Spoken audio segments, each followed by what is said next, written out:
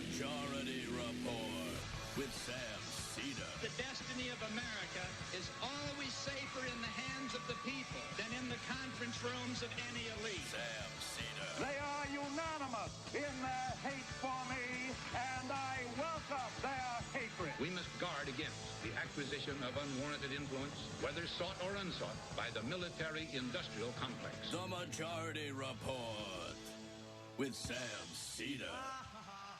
Ever get the feeling you've been cheated?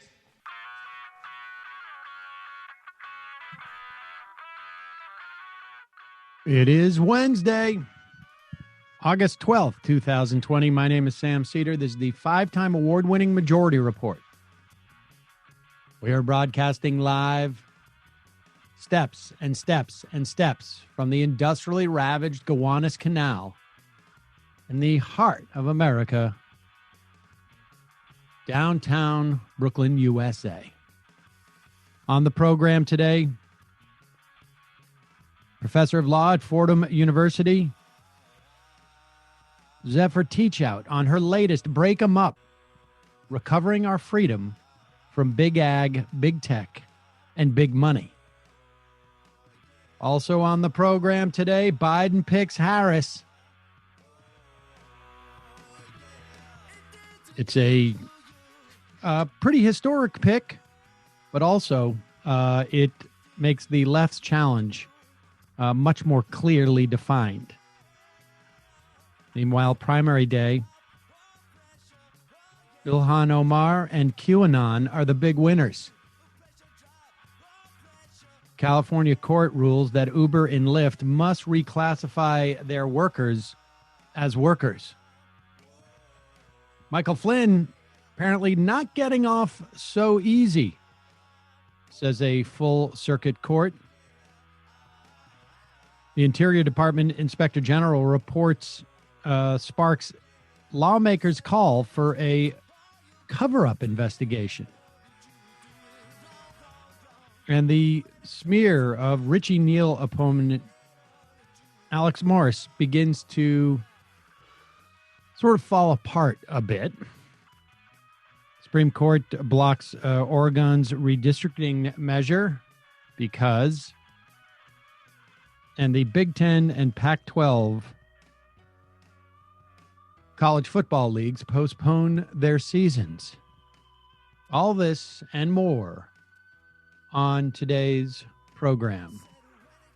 Welcome, ladies and gentlemen. Thanks for being here today. Obviously, the big news of the day is that Kamala Harris is the vice presidential pick for Joe Biden. It's not a particularly huge shock. It was perhaps for Biden the safest pick, or at least it's perceived that way. I'm not sure that it makes a huge difference in terms of his electability. I can see liabilities in it. I would have seen liabilities in any pick in terms of electability. Certainly,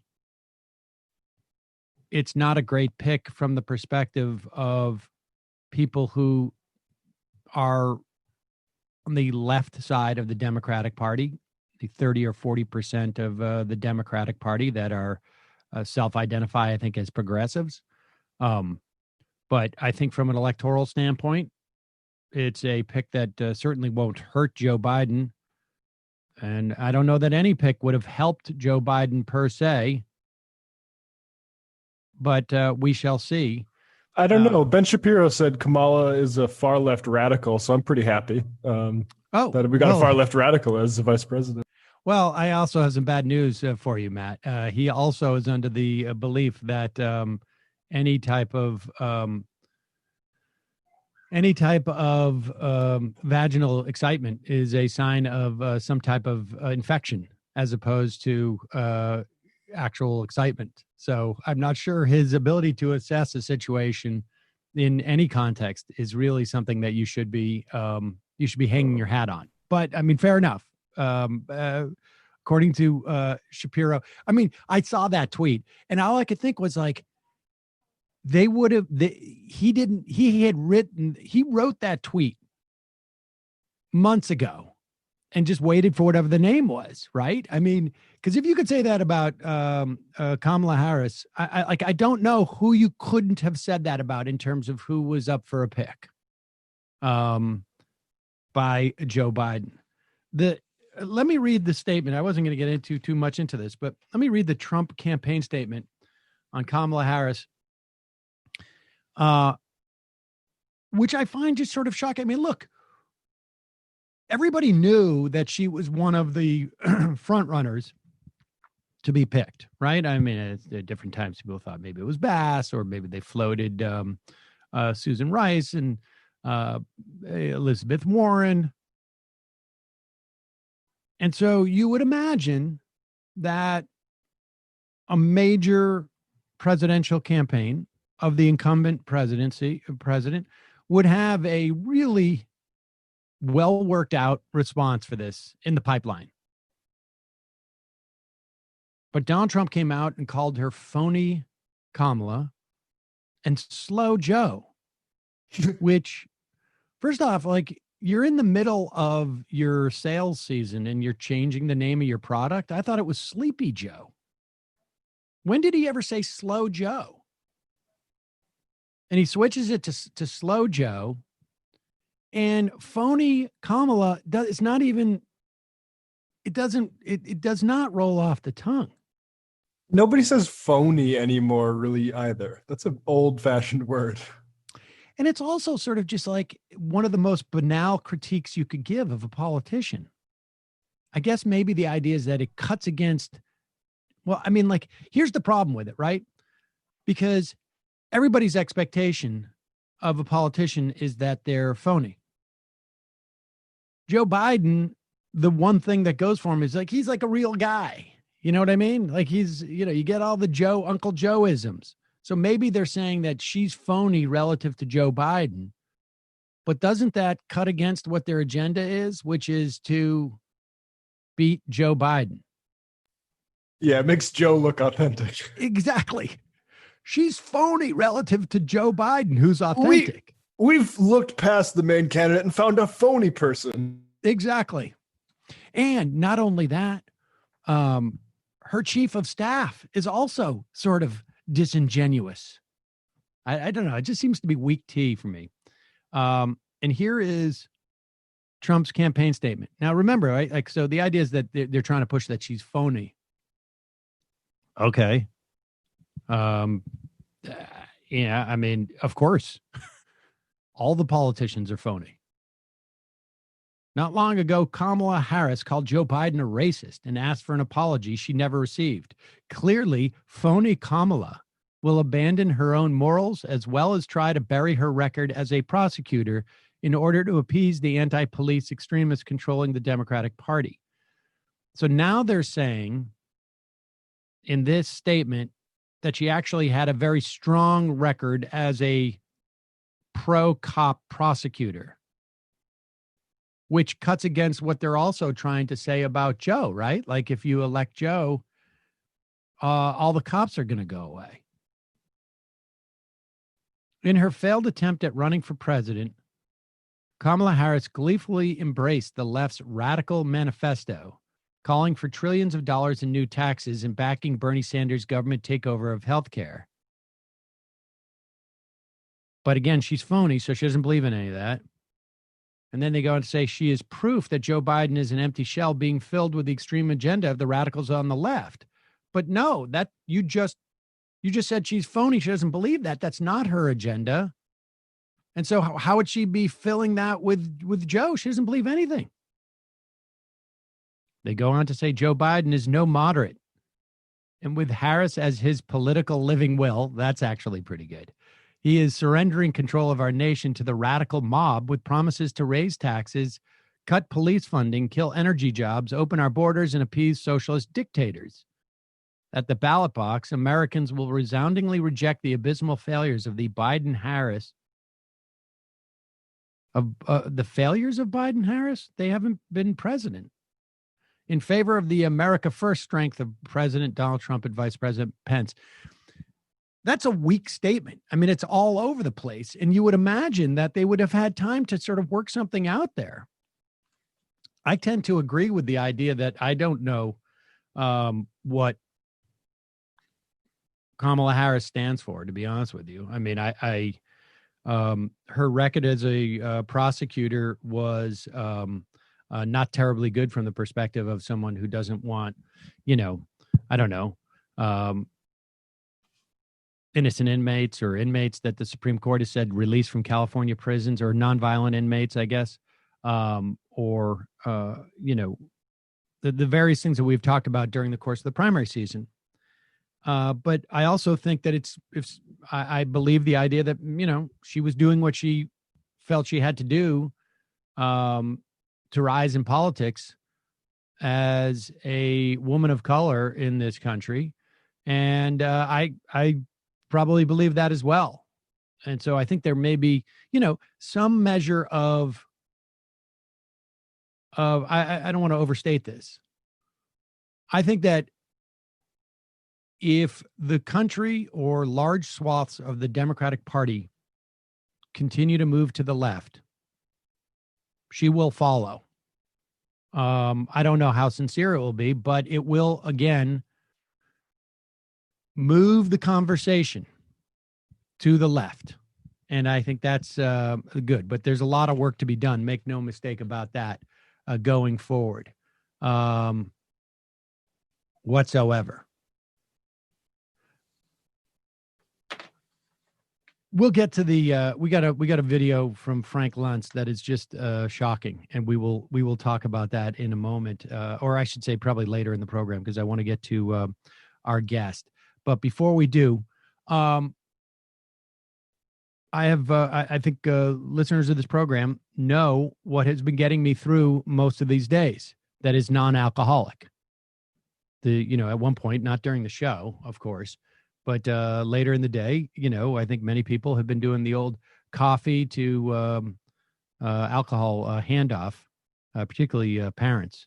But the other thing that's been in my mix since a lot of this started has been Liquid IV, and in particular, their newest line, the Energy Multiplier, has about 100 milligrams of clean caffeine. It's the perfect coffee replacement for me. I got to be honest with you.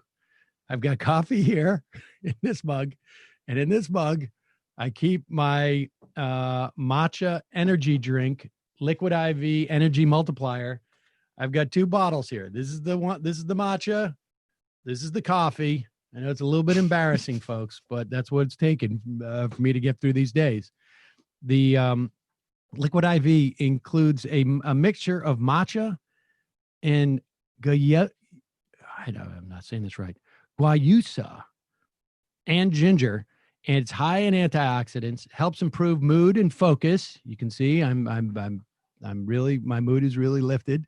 It's a healthier alternative to energy drinks. Has no artificial flavors, no preservatives.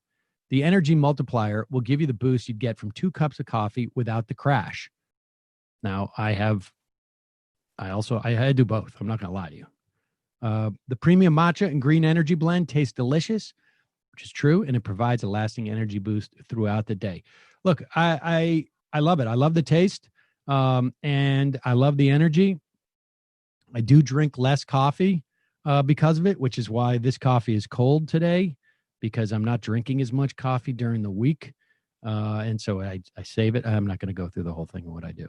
But the bottom line is they have a bunch of different flavors, and they have the non-caffeinated versions of Liquid IV, which we all in the back when we were all in the office, we would take, particularly when we're starting to feel like we're getting down a little bit. But the matcha is my favorite. It's lemon ginger, tastes great, gives me the energy I need. Liquid IV is available nationwide at Costco, or you can get 25% off when you go to liquidiv.com and use the code MajorityRep, just MajorityRep, REP, at checkout. That's 25% off anything you order when you use the promo code MajorityRep at liquidiv.com. Start fueling your adventures today at liquidiv.com. Promo code Majority Rep. All right, we're going to take a quick break. When we come back, we're going to be talking to a professor of law from Fordham University, author of her latest Break 'em Up, Recovering Our Freedom from Big Ag, Big Tech, and Big Money. Zephyr Teachout. Be right back after this.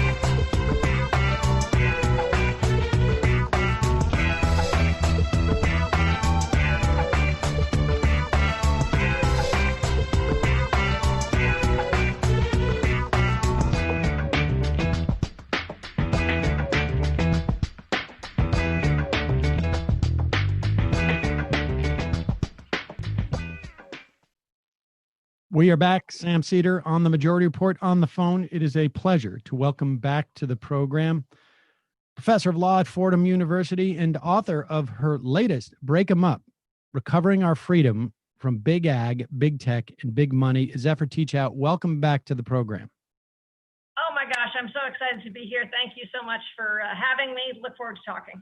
So, all right. So Zephyr, we've had a lot of folks on this program over the past 4 or 5 years, talking about the idea of antitrust and of monopoly. And so my hope is that my audience knows this already, but I would like you just go through this remedial, the change that took place in the I guess it was in the 70s and 80s, or was developing at least in the 70s and ultimately in the 80s, with the way that we perceive what antitrust and monopolies, why they are problematic and what we should do about them, just so that we can talk about the regime that we're living under now, at least.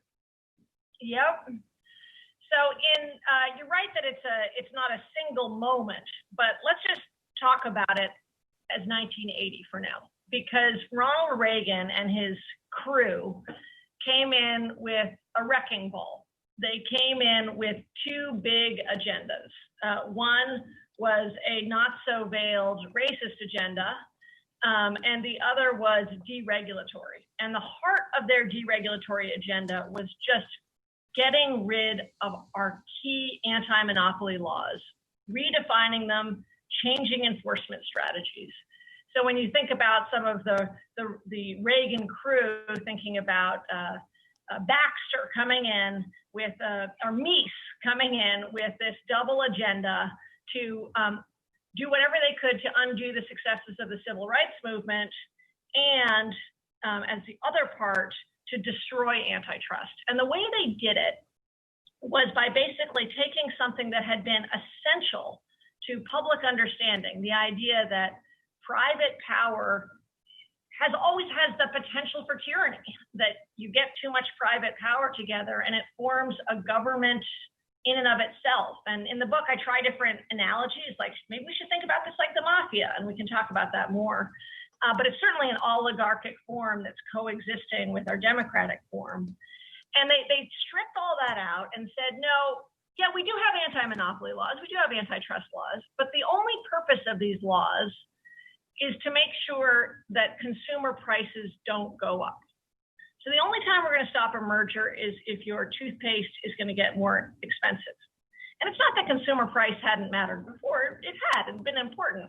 But anti-monopoly law used to be about protecting against oligarchy, protecting workers, protecting communities, all of those things.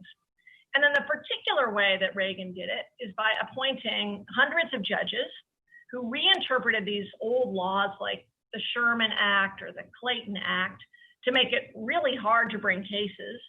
And then by bringing in enforcers who said, oh, you have anti-monopoly laws, all we care about is consumer price. So then you might have hoped that Democrats, when back in power, would have said that was one of Reagan's big errors, but it's just the opposite. In fact, what you see is Clinton, the Bushes, but then also Obama, sticking with this same model of consumer price is it. And in the meantime, what's happened is this, what I call a political revolution. I think we sometimes think about it too much in only economic terms, but it's a political revolution where just in the last decade, we've allowed 500,000 mergers globally. I mean, these numbers are incredible. And we're talking like Dow, DuPont, Walmart, and Bonobos, Amazon, and Whole Foods. And, you know, one of the things I really want to do is, and you guys have been great about talking about this, and I know this is something you care a lot about, but really shake the shoulders of progressives and say, okay, you think you know this. You think, oh yeah, I know there's a problem with corporate consolidation. But then look at your activism. Like, when is the last time you remember a rally in the streets of people demanding breaking up a big company? Well, Occupy Wall Street. Breaking up big banks was part of that. Well, that's been about a decade since then. Think about the last time you asked a Congress member why she wasn't doing more work to break up any company, let alone your cable company, which I know you hate.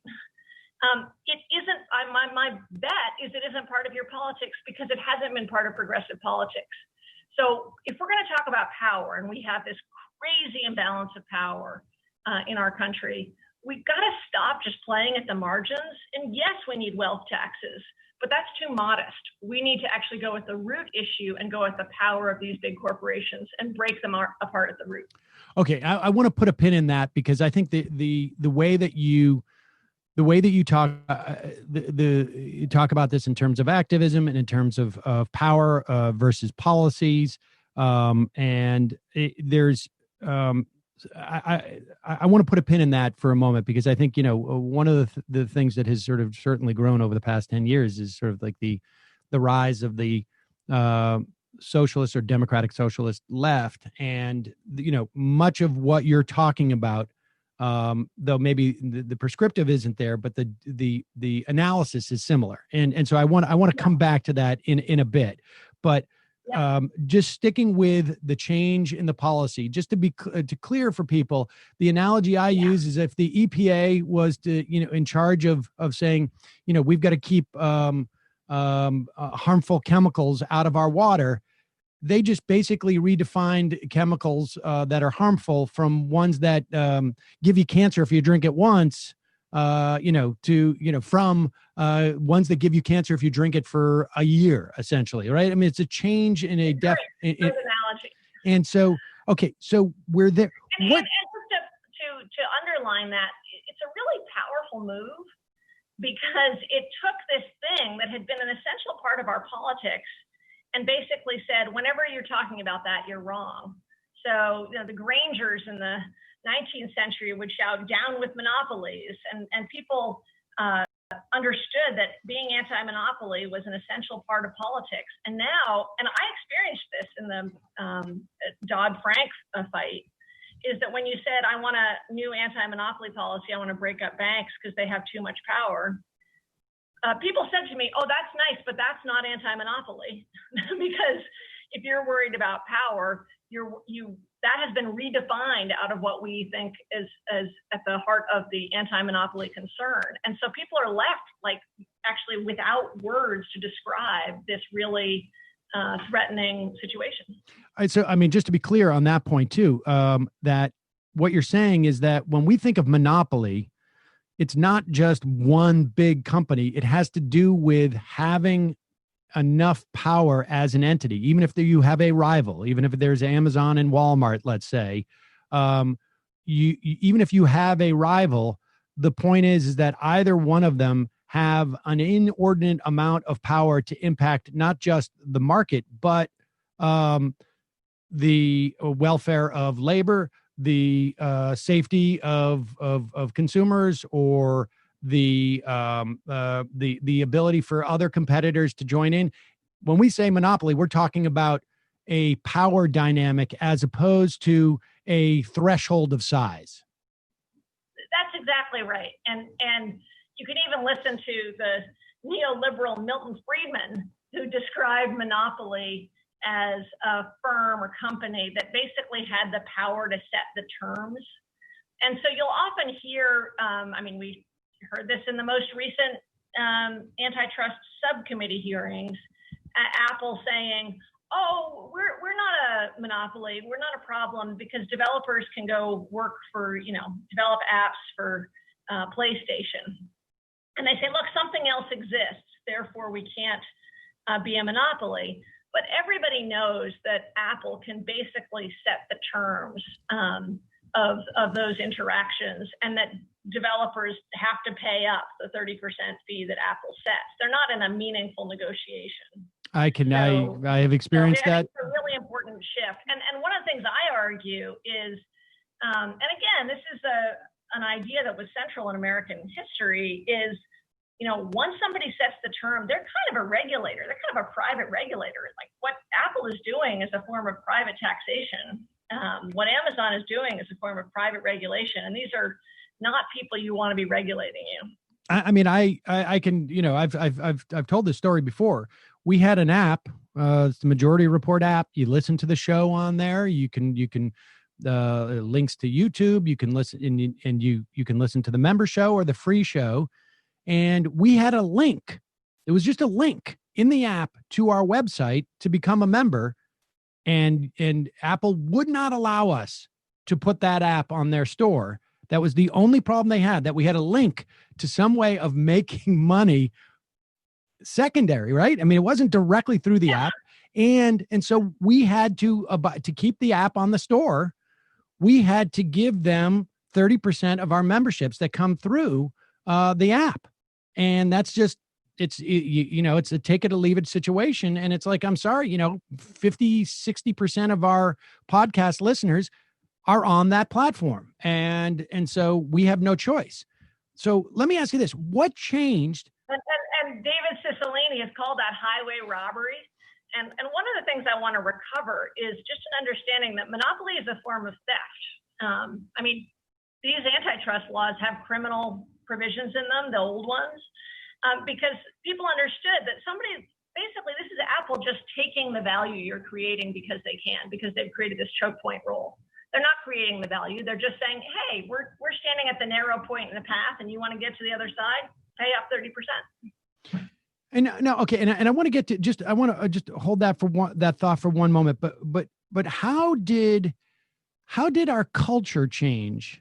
I mean, because for a long time, there was this sort of like hostility towards concentrated power in this country, and this understanding that like, it doesn't, I would prefer to pay 25% per membership to the government than 30% to Apple. Like, I mean, it doesn't matter to me who's taking that money. They're taking it from me to be able to do this business. And frankly, I would much prefer to give 35% to the government than I would 30% to Apple, because at least that goes to government services that, we can all enjoy. What changed in society in terms of this understanding? I mean, was it just downstream from these legal changes, or was it that people got bought off because they could get cheaper stuff? I think it's a really complicated change story. I do think ideas matter a lot. And there was a rise in the economics academy that's still dominant, that really bought into these kind of satisfying, simple principles of the way the world works. At the same time, there's a lot of funding going into both the economics academy and in particular law and economics, so that there's big money funding institutes at various fancy colleges, so that people who study what they call law and economics but represents a particular ideological position rose up. And I do think those ideas matter. I do think people like cheap goods. And then the shake the shoulders part is, I think, a substantial part of the left really bought into the idea that the way to affect real meaningful change was to negotiate effectively with these big companies and use their role as consumers to change, to basically change their behavior. And in some cases, it would work. And so you'd see these successful consumer rights, and the language of consumer rights efforts. And so people thought, well, I want to work with these big companies and use our consumer power. That works for a little while, but in the long term, it falls apart. And then there's another portion of the left that just sort of rejects the idea of markets altogether. And I think that's a really important conversation to have. I think markets, we can have moral markets. We don't right now, but that there's another part of the left that thinks, oh, if we're even talking about privately made stuff, I'm not even in this conversation. And I think that has been, I think it's wrong, but it's also been short-sighted. And I'm pretty progressive Democrat. I'm really excited about DSA and the DSA movement. And I think, as you were saying, one of the exciting shifts is that DSA has a vision of nationalizing things that we need to nationalize, but also trying to build a more coherent marketplace and not just saying we can't even talk about markets. I mean, what do you see? I think there's a real question mark around why we did this shift, and I'm interested in what you see as the big drivers. I mean, to be honest with you, like I don't know. I think there has been over the past 30 or 40 years a cleave in people's understanding of their relationship with government, and how what they do on every day impacts that. And I think as pressure increased, as wages started to stagnate, the idea of getting cheap goods became the most important dynamic of American life. And so it is harder to see those sort of second order implications of which ultimately become first order implications. But it's not as a direct relationship, right? Like it takes a while till you start to realize, like, hey, the fact that Walmart is giving me these cheap clothes, ultimately that's going to weaken labor strength. That's going to weaken the freedoms that producers have. It's going to weaken the opportunity for smaller firms to build their stuff. And that's a little bit obscured for the average person. I mean, I don't know that I would have awareness of it if I didn't, frankly, do this for a living. But I want to say one more thing, because I missed the obvious point, which is I think that makes a lot of sense, especially for the shifts in the 70s. But the obvious point, which I failed to mention, is that as we changed the way that we fund elections, we saw fewer and fewer candidates who wanted to bite the hand that feeds them on this. I mean, this is a very much a money in politics story too.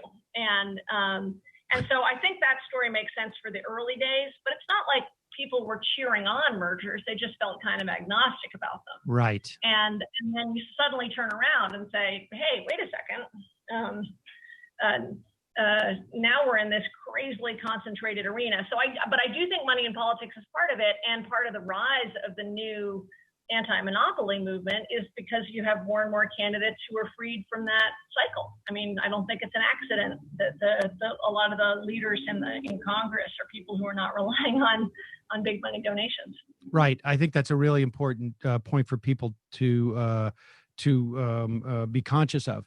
All right. So let's talk a little bit about this concept of there being essentially, when we have monopolies of this size, what we're getting is almost a parallel government. It's just a private government. And I want to start with arbitration, because one of the central elements, talking to a law professor of a society and of a government, is that there is a legal system which allows for redress. We're talking about the civil system here, so that if I am harmed by someone else, I can go to court, and that's being narrowed in many respects by conservative justices. But be that as it may, I can go to court and I can seek redress. I can get a resolution on a contract. I can get resolution on a harm that's been done for me. And what has happened with this concentration of power is that there has been essentially created a parallel system, legal system, if you will, of resolving conflict that is been fully privatized. And that is, of course, arbitration. Tell us about that dynamic and how this new phenomena started. And frankly, it involves Antonin Scalia. Yes. This is one of the craziest, most audacious revolutions in American political structures. In the 60s and 70s, Congress passed a series of really important civil rights laws. Think Americans with disabilities, anti-discrimination laws for age, gender, race, workplace rights laws. And one thing that you might imagine big companies would do, because suddenly there were all these cases, and these cases were coming into court, and there were a lot of stories being told. So one thing you might think these big companies would do would go and say, let's overturn these civil rights laws.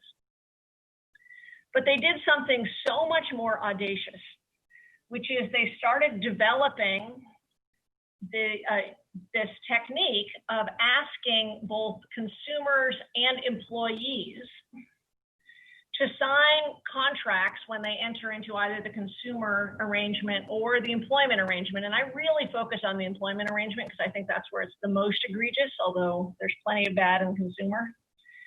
To say, well, we're entering into a relationship. If we end up having any kind of dispute, you agree to waive your right to a judge who is paid by the public. Instead, you will have a privately paid for judge. And by the way, in practice, that's going to be privately paid for by the big corporation. Instead of having an open court, you waive your right to openness, and all the proceedings will be secret. Instead of your right to a jury, that's gone. You contractually agree to get rid of rules of evidence and the right to appeal.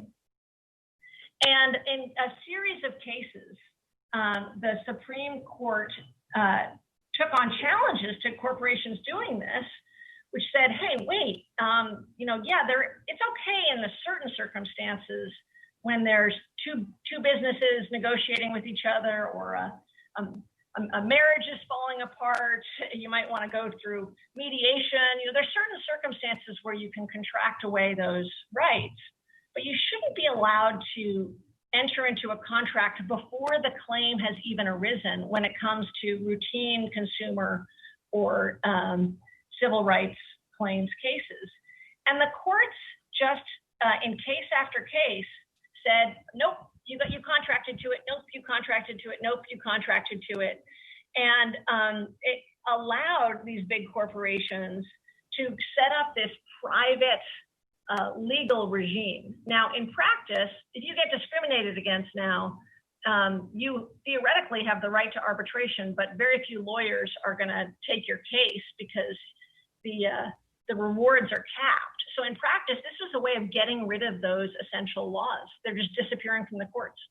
And I think it's a total scandal.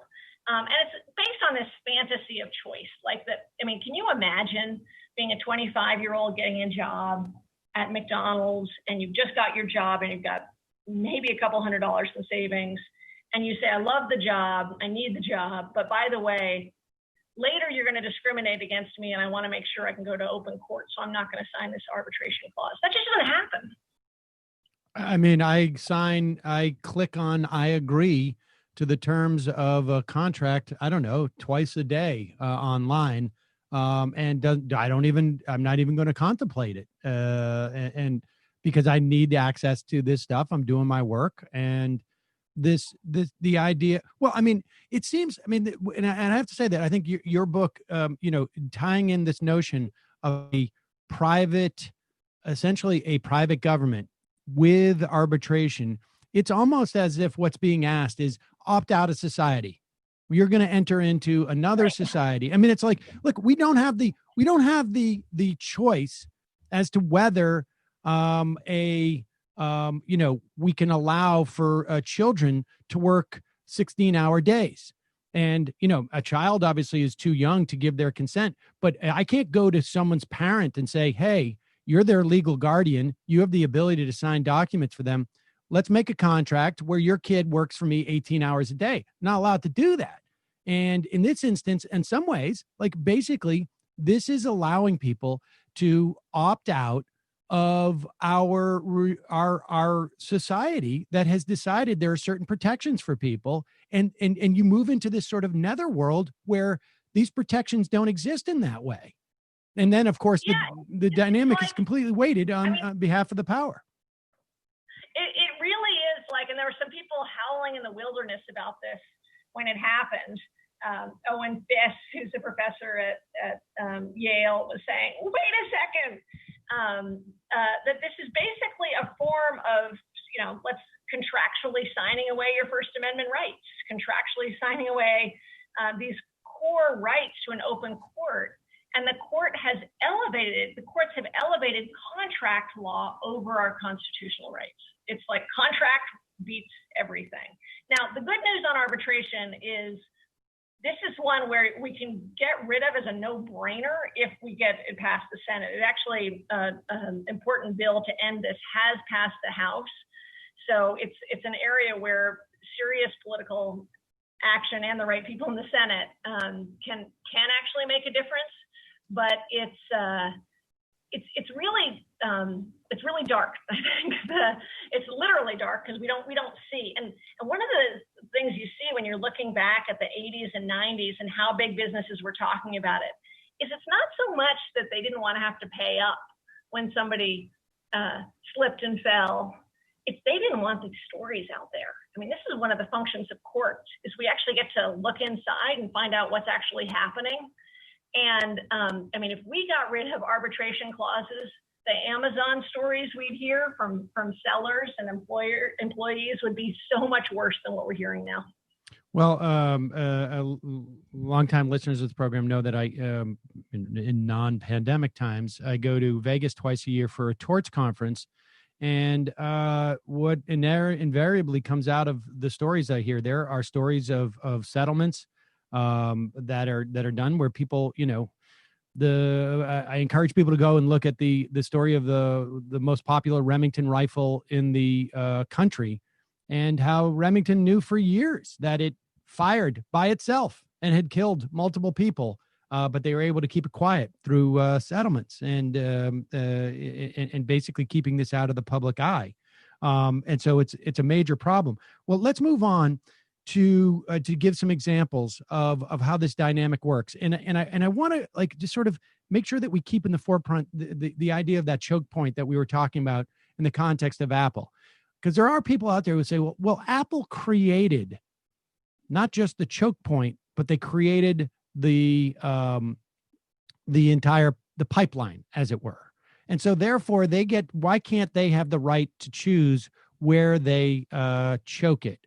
And let's talk about in the context of that term chickenization that I know that you borrowed. Tell us what chickenization is, and we can talk about this maybe in the context of agricultural business. Yeah, I got the term chickenization from great reporting by Chris Leonard in his book The Meat Racket, and Chris is also a friend. And what chickenization is it's the term used by the beef and pork industry to describe how they are starting, now they're doing it.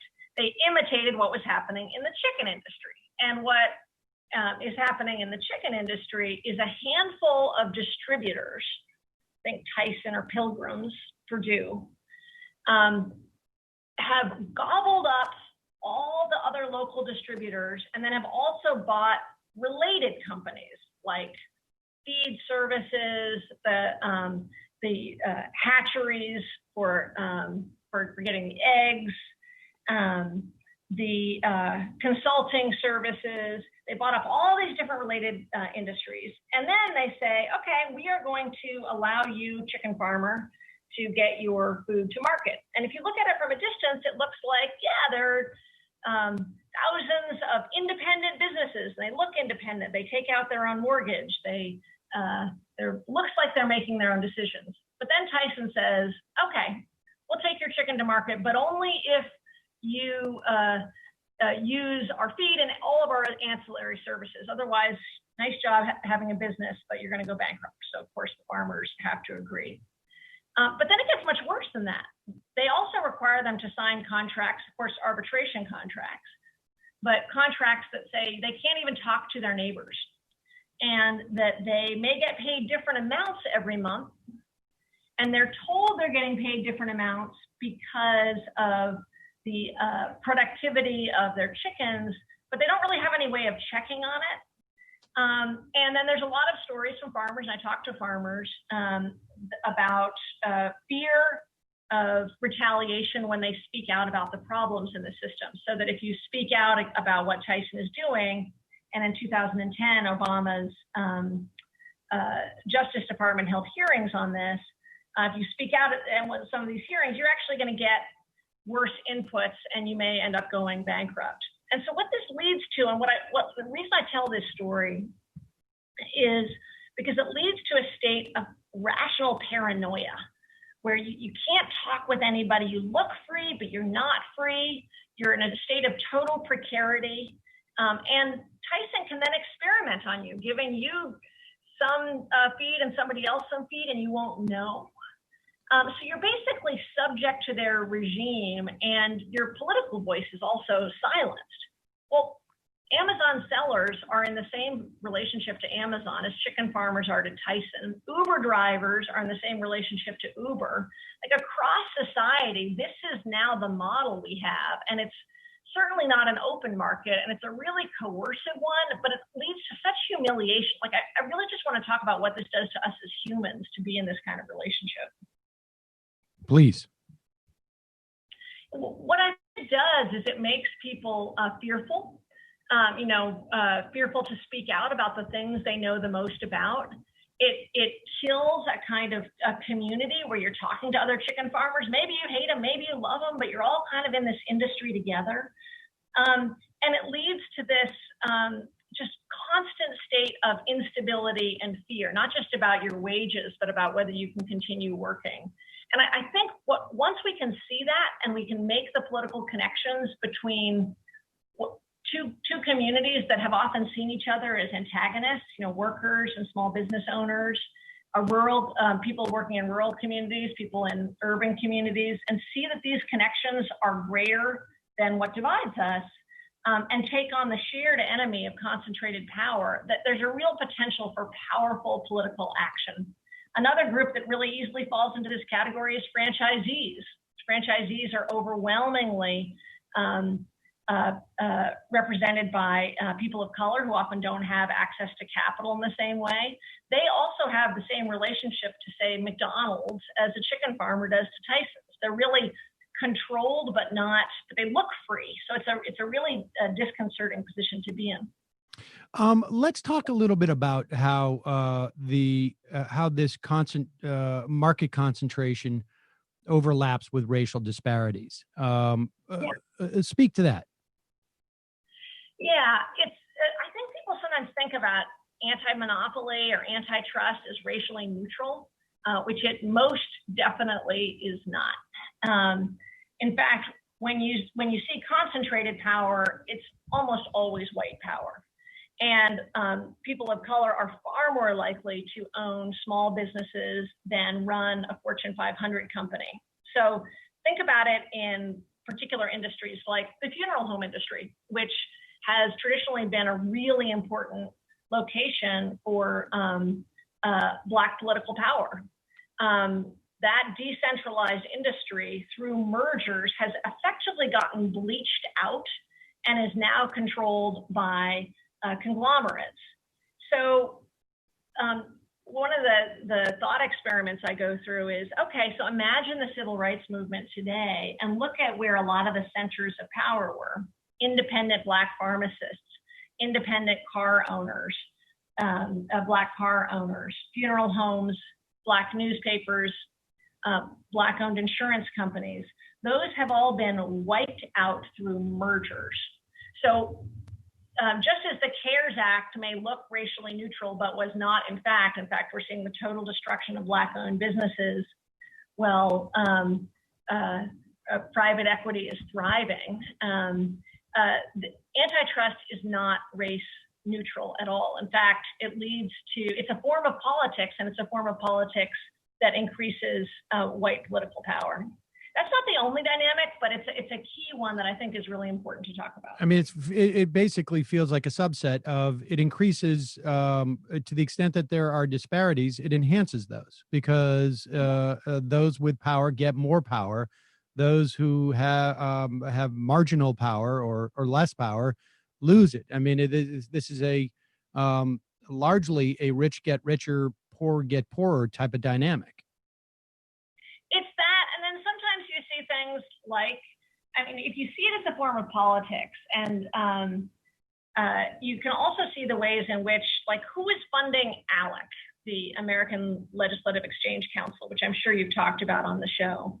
After some successful protests, a handful of big companies left. But when ALEC was pushing its voter suppression laws in North Carolina and elsewhere in the last decade, it was getting funded by Google. It's still getting probably funded by your phone company now. And basically that there's this bargain that gets made between these big companies and political leaders who want to fan the flames of flames of racial division. And that bargain entrenches power, but the cost is enormous because, of course, the politicians that ALEC was backing, that's Tom Tillis. Right. There's like the long term. When Tom Tillis was rising, Google was backing ALEC, which was backing Tom Tillis. So the long term racial cost of these concentrations of power is enormous. I'm so old. I remember when they used to use "Don't be evil" as their slogan, I guess, their company marketing scam. All right. Well, so let's talk about, what, and you focus largely in your book on this notion of, what kind of activism we need to see, and really in many respects, we need to look at this structurally as opposed to on a policy by policy basis, and really push. So, I mean, talk a little bit more about that, and then, but also, what are the key things? Because you're basically saying, activists need to take a sort of like a 20,000 foot view of this to change a broader regime, and then the sort of the pieces of that regime will be filtered in. But give us a notion of what that looks like. Yeah. So the first step, which is so basic, is don't be intimidated. Like, if there's concentrations of power, trust yourself. Don't go running to check with a professional economist if you're right about the particulars of a market structure. We need to repoliticize this. And I think that's a really important first step. Repoliticize it as opposed to make it about technocrats and them saying, you just don't understand how this all works, type of thing. Yeah. And the obvious comparison is like tax policy.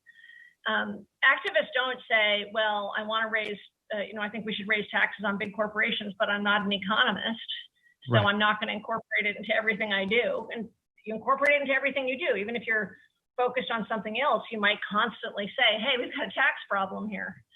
And they don't say that about labor, but they do about antitrust. Like there's this sort of instinct of, I obviously there's a concentration of power problem, but it's like, let me run to an expert before I say something. Just incorporate it. It's true. You know it's true.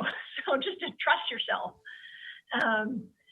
Second, I think it's key. I know one politician, Ron Kim in New York, who calls himself an anti-monopolist.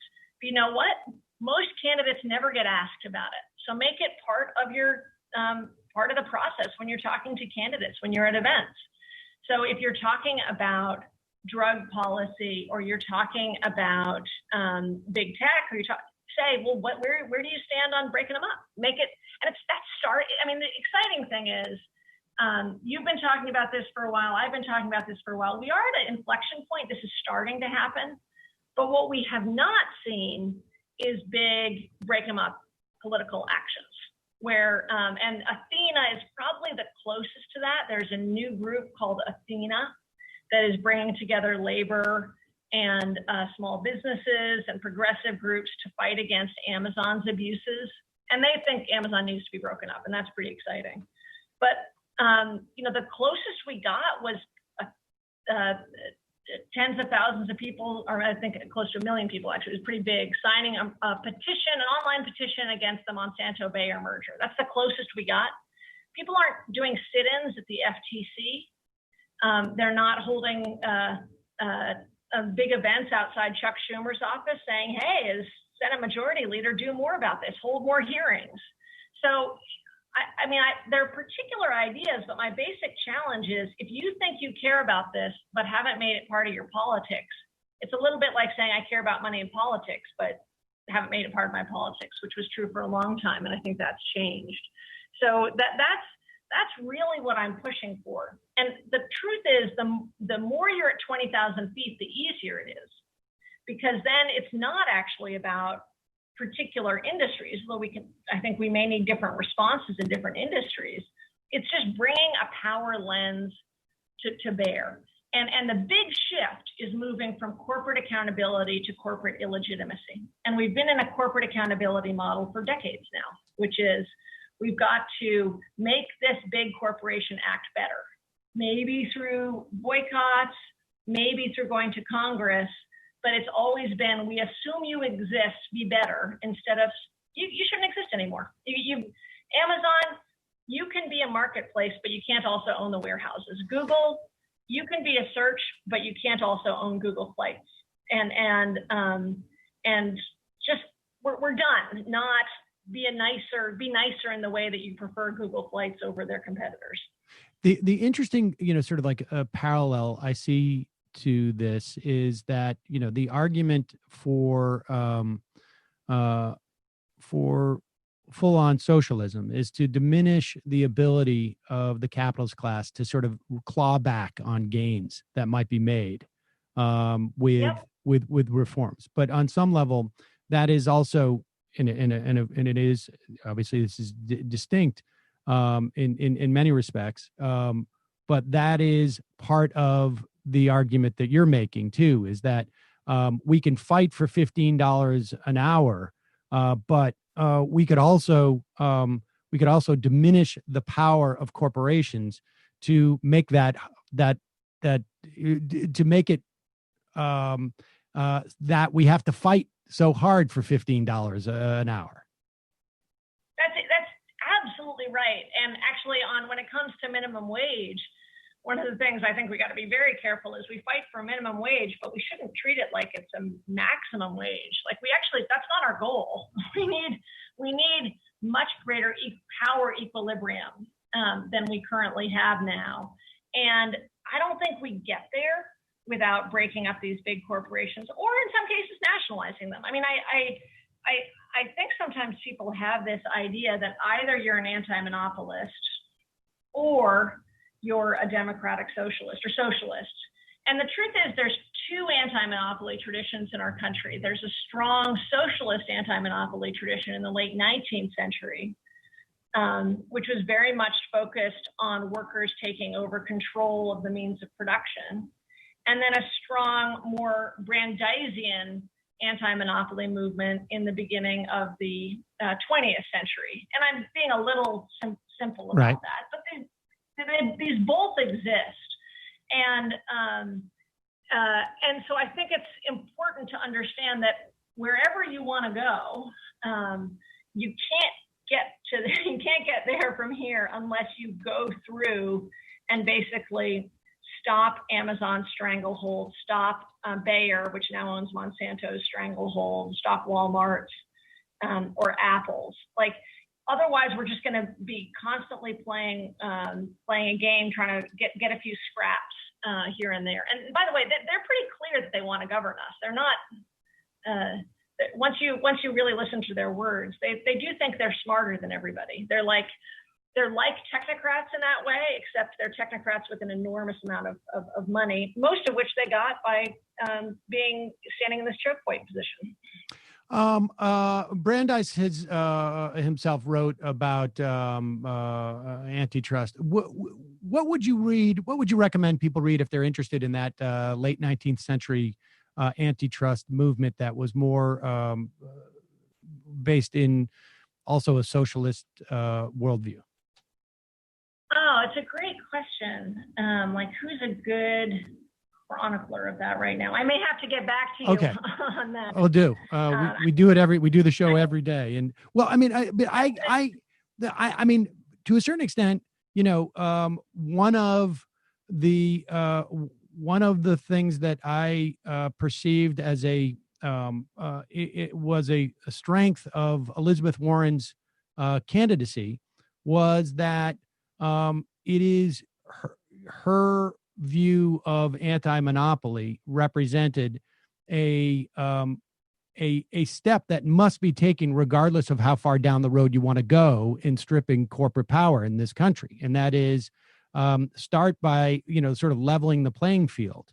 And I think that is, that's one of the things I think that your book shows, is that this is a great first step in diminishing the power of corporations to prevent further reforms, frankly, because this is as much about politics as it is about there is no delineation in terms of what these corporations seek.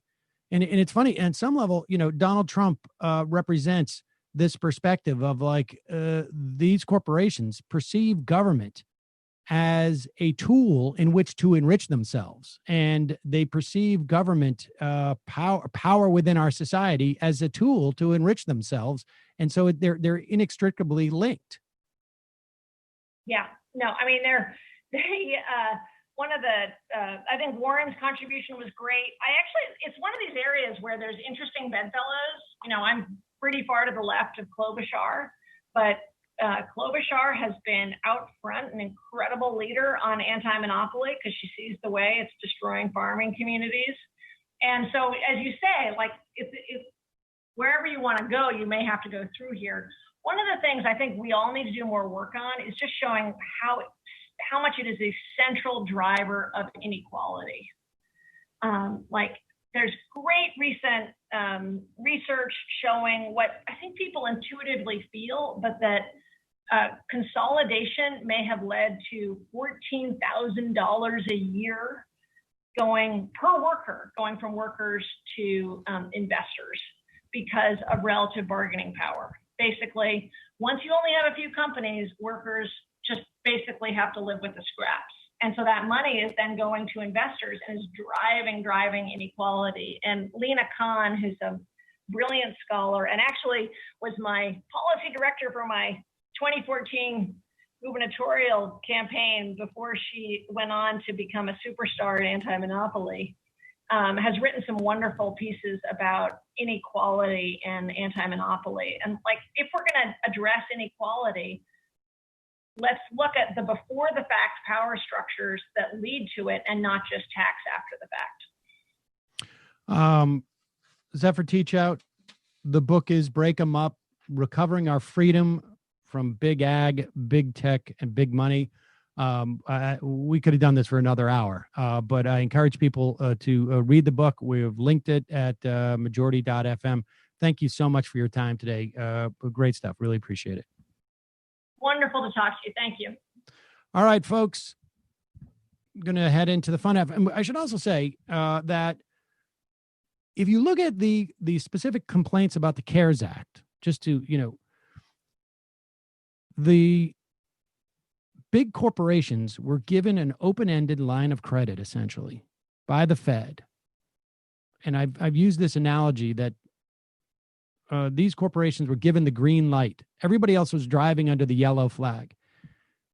At the end of the day, this disparity in power, this dynamic, is really where is the beginning. And again, however far down the road you want to go, whether you want to get off at, a more functioning democracy, or whether you want to get off at a more functioning social democracy or full-on socialism, you're going to have to begin to diminish corporate power and moneyed power. Concentrations of money is almost another way of saying concentration of power within our society. And you've got to figure out a way of breaking that up. And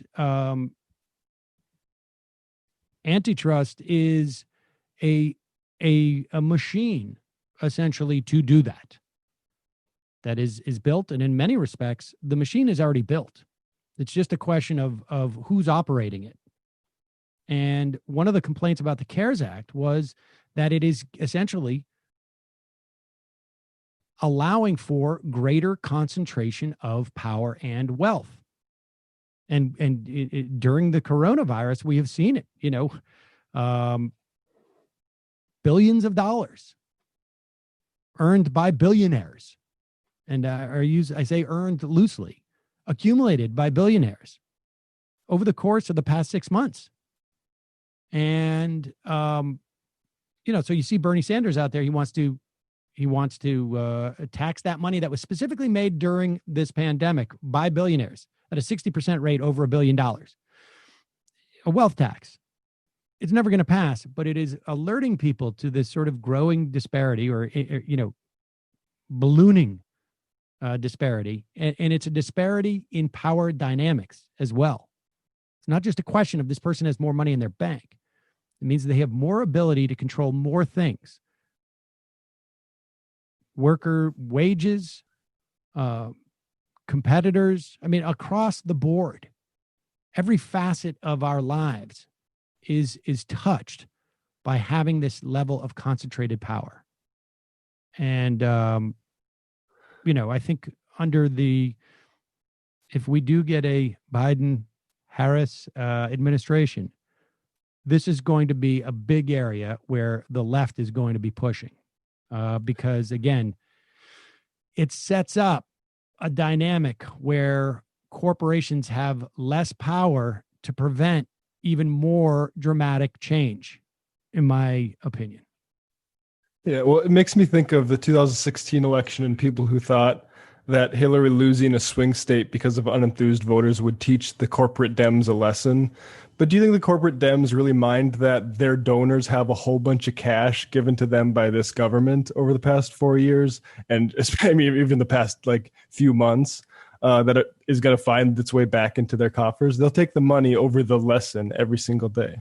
Of course. Well, of course. But there is no, the lesson is, I'm mocking the lesson. Yeah. Yeah. The whole concept of the lesson is just sort of it just doesn't compute.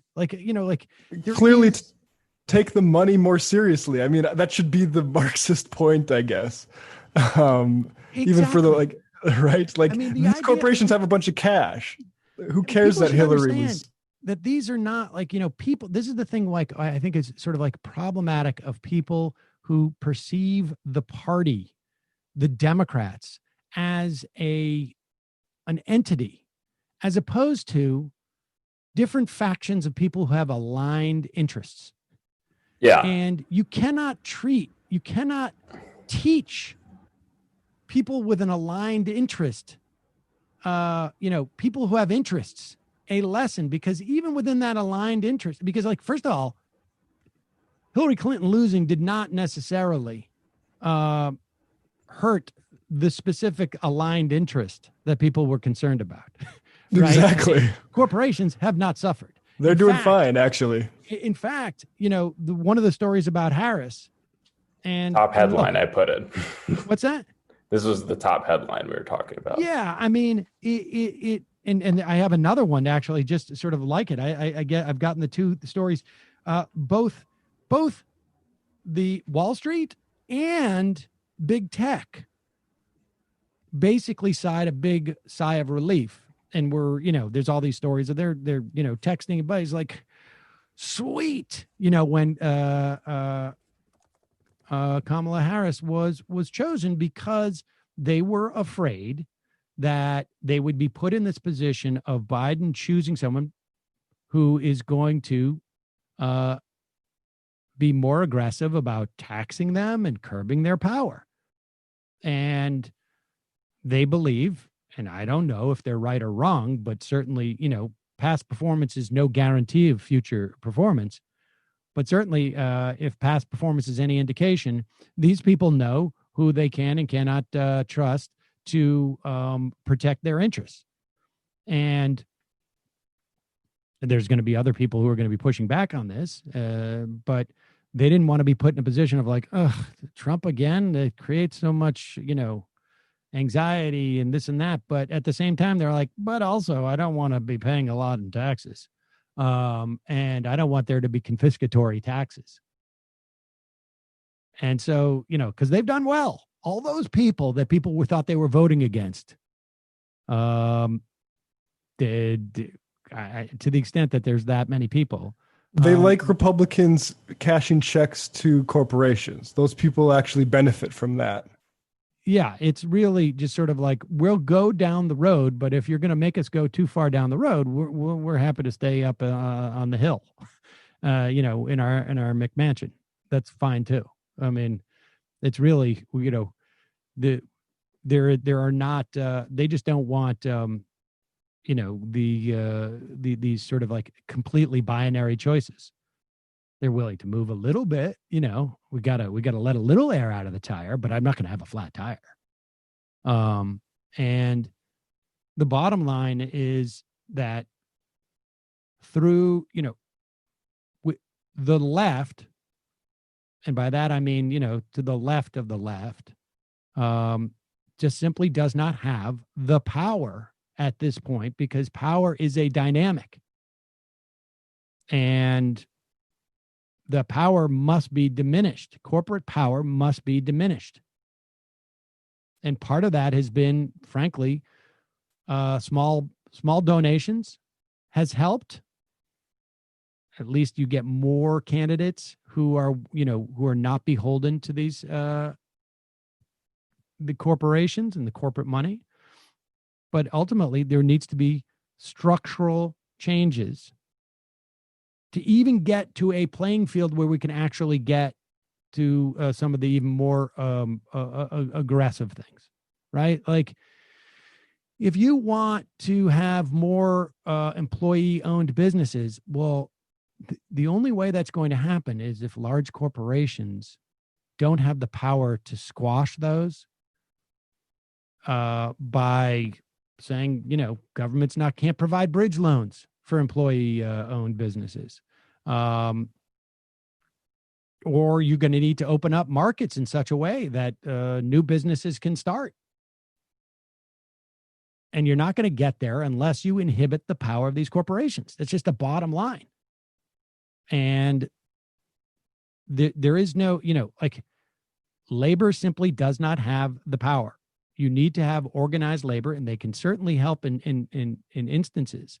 But the way that you're going to get increased power of labor is by inhibiting the power of corporations, where things like forced arbitration doesn't exist. You're going to increase the power of labor, whereby you don't have a monopsony by corporations, will increase the power of labor. And as you increase the power of labor in that way, they increase the ability for them to organize. So,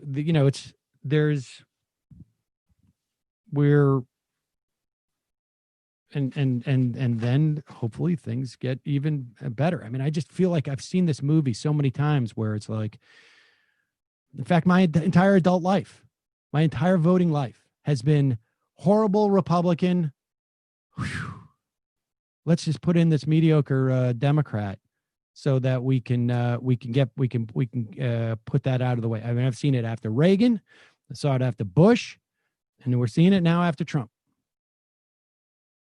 And throughout all of these same movies, the power of our ability to stop corporate forces diminishes.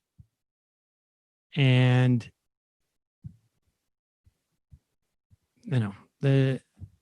so I don't know I don't know where I was going with that, except for folks, this program needs your support, and you can support this program by becoming a member at jointhemajority.report.com.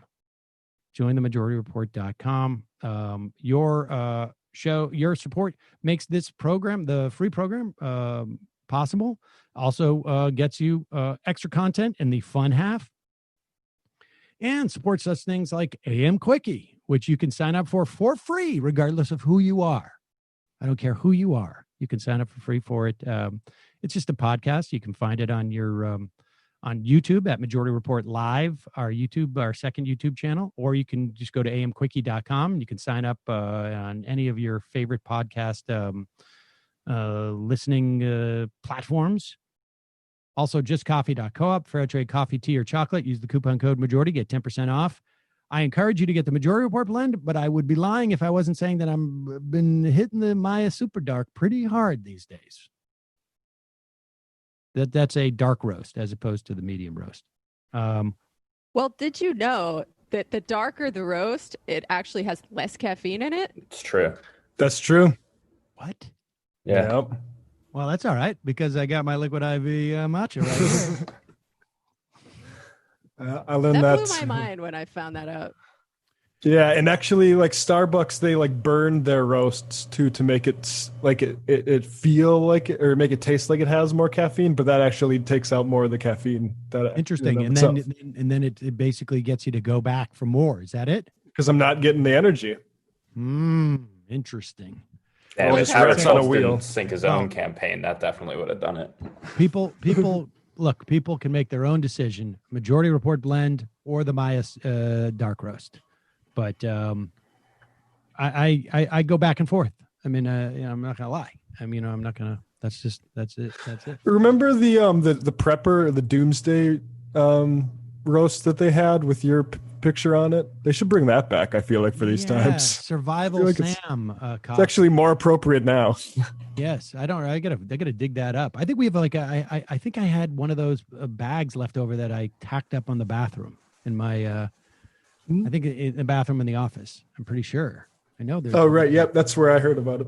I don't even remember what the office looks like at this point. It's. I went in there last Friday. It's odd. It is definitely odd. It was odd. Folks, check out the Nomiki Show. You can find it on patreon.com/the Nomiki Show. They're going to be doing at the end of or through next week, they're going to be doing at 3 p.m. after we're done with this show, they're going to be doing the DNC coverage that they're doing an hour a day, and check that out. And then on Friday of next week, they're going to be doing coverage in this space. I mean, not literally this space, but I mean in all of this space. The final day of the DNC coverage. But check out Nomiki's show. Tucker Carlson went after one of the matriarch people. No. Oh, wow. He's just being like super white nationalisty these days. You don't say. Being very super losing the demographic struggle these days. Yeah. Well, it's happening. He's losing the demographic struggle. There's only so much that he can He's only so much he can copulate. And part of I think, Ben Shapiro gave us a little bit of insight yesterday as to why they are losing. They're falling behind. White people are losing the demographic struggle. It's like, I'm not even sure like his knowledge of human anatomy is limited. And that could be part of the problem. Yeah. You guys are worse than pandas at the zoo. Exactly. That was such a good self-own on his part. That was unbelievable. Unbelievable. I mean, I would love to. That's like the only time I've had in my life where I was like, I wish I was friends with him so I could say like, what were you thinking, dude? And he would actually tell me. But and then that went away quickly. His sister, who does like covers of classical music, I guess, on social media, came to his defense, which is even more cringeworthy. I wish I were his sex ed teacher. I would teach him a few things, but maybe not. Maybe we don't want Ben Shapiro to increase and multiply. Exactly. My vote is for him not to multiply. Jamie, and is that what you guys are talking about on the Antifada this week? Sure. Maybe tangentially. This week on the Antifada, we speak with the elusive Virgil Texas about all of these odd letters that older leftists are writing to younger leftists about the need to, it's a little murky sometimes what they're asking us to do. Sometimes they're saying to vote for Joe Biden. Sometimes they're saying we just need to support him and help him get elected somehow. I don't know. We go through some of that in case anyone watching is not yet sick of that conversation.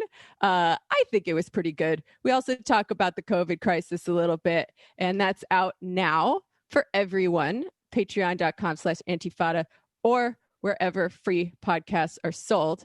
We also have a bonus. Sure, available.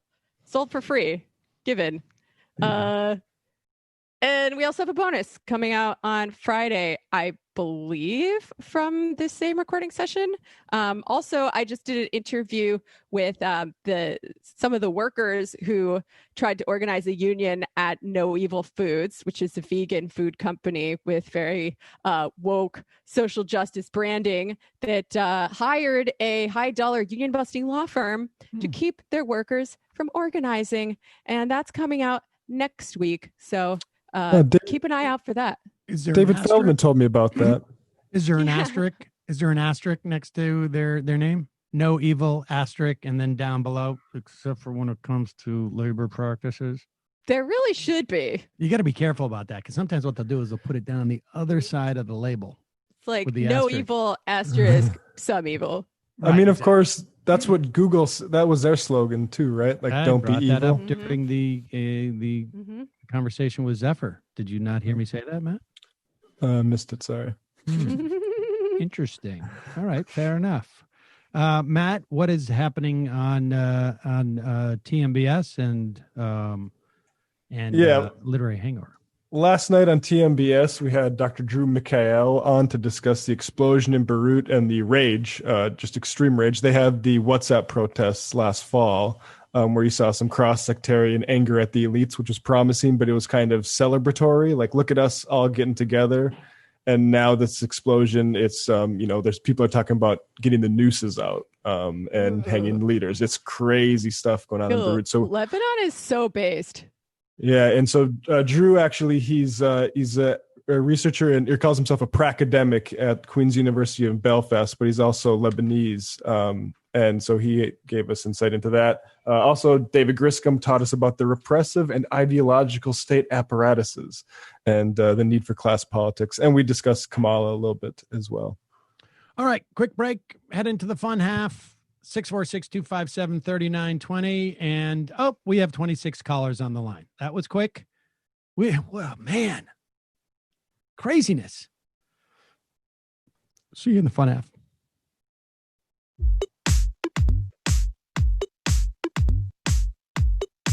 Left is best.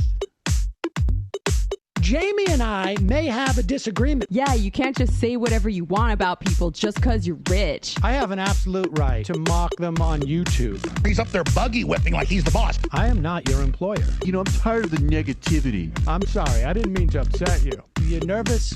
You're a little bit upset. You're riled up. Yeah, maybe you should rethink your defense of that, you fucking idiots. We're just going to get rid of you. All right. But dude. You want to smoke this joint? Yes. Do you feel like you are a dinosaur?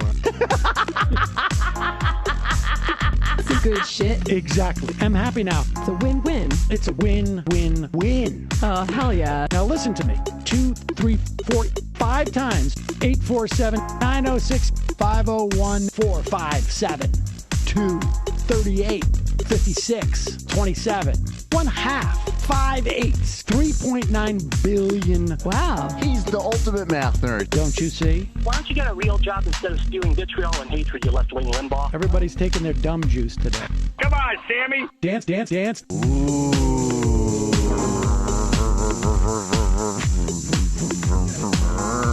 Rand Paul. I had my first post-coital scene with a woman. I'm hoping to add more moves to my repertoire. All I have is the dip and the swirl. Fine, we can double dip. Yes, this is a perfect moment. No.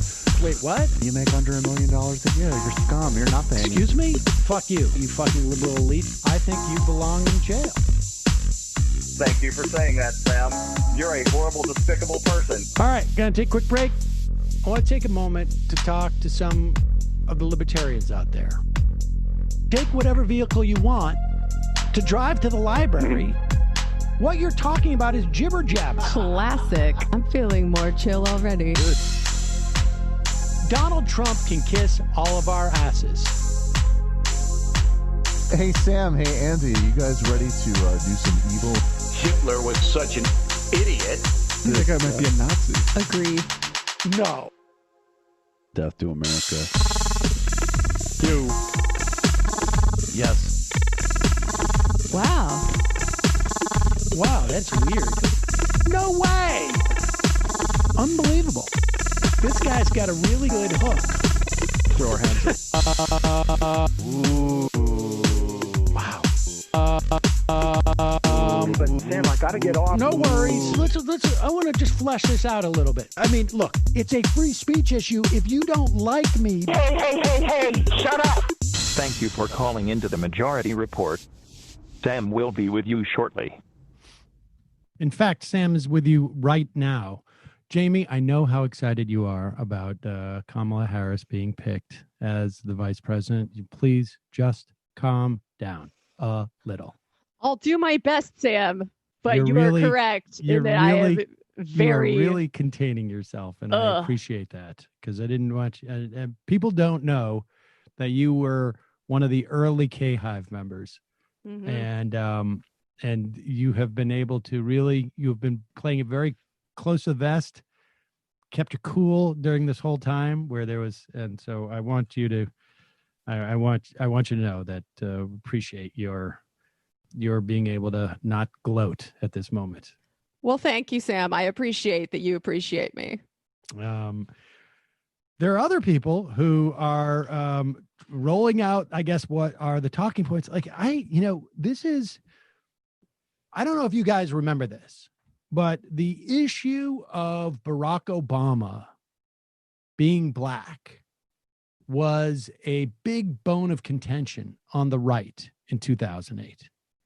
There was a resent that he was considered or going to be considered the first black president because his mom was white. And I thought you were going to say because Bill Clinton was the first black president.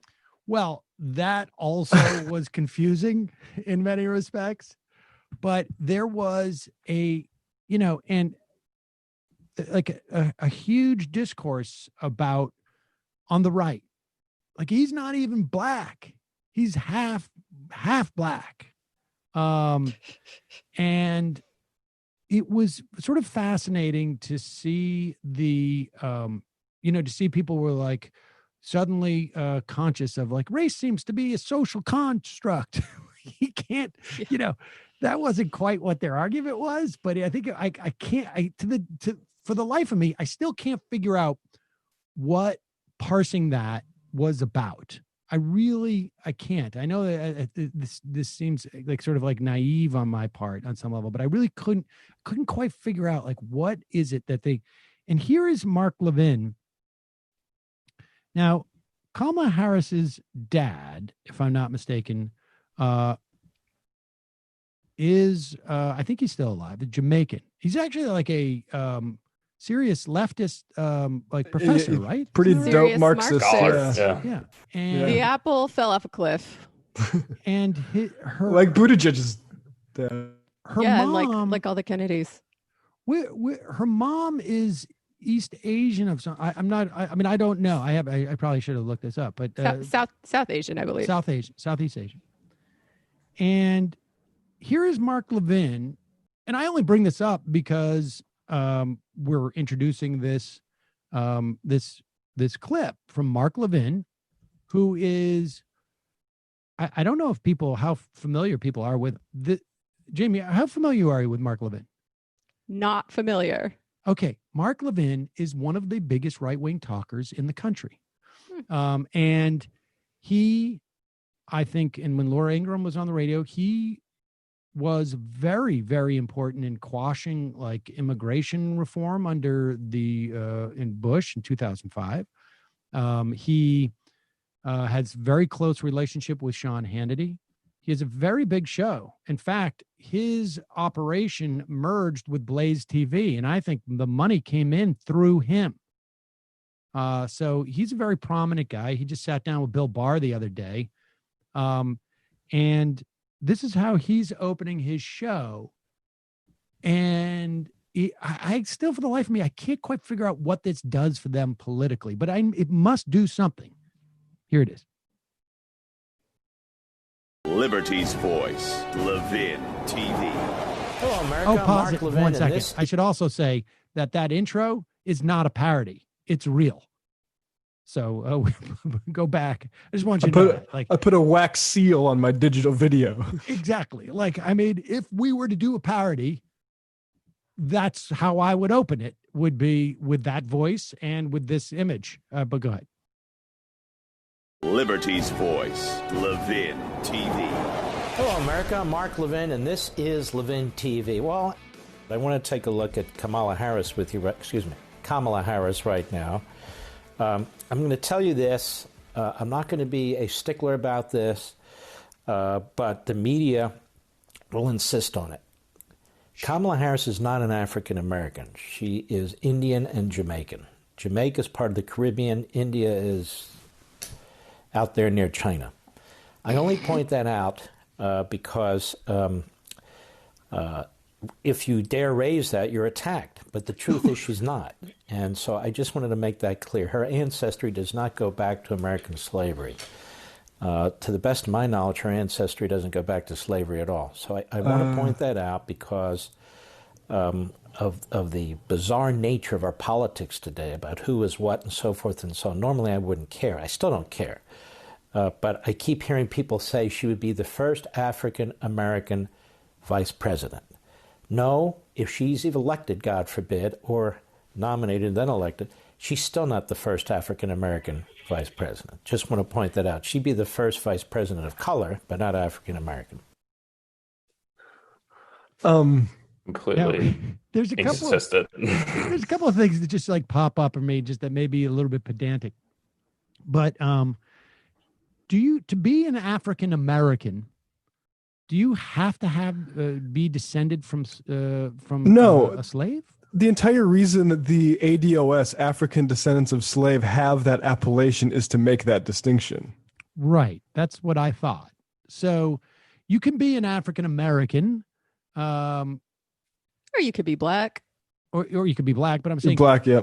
Like you know, where does Mark Levin think the people who inhabit Jamaica came from? Yeah, that was my other question is how did he think how black people got to Jamaica? I think he will find it has to do with slavery. And slavery pretty bad in the Caribbean too, actually. So and this idea that nobody can bring this up, I'm looking at, here's a CNN Washington Post, India, Jamaica, delighted by Kamala Harris VP pick. So I guess they can bring it up. And those countries as a whole are delighted. I mean, like, I don't think there's anything wrong with bringing up someone's ethnicity.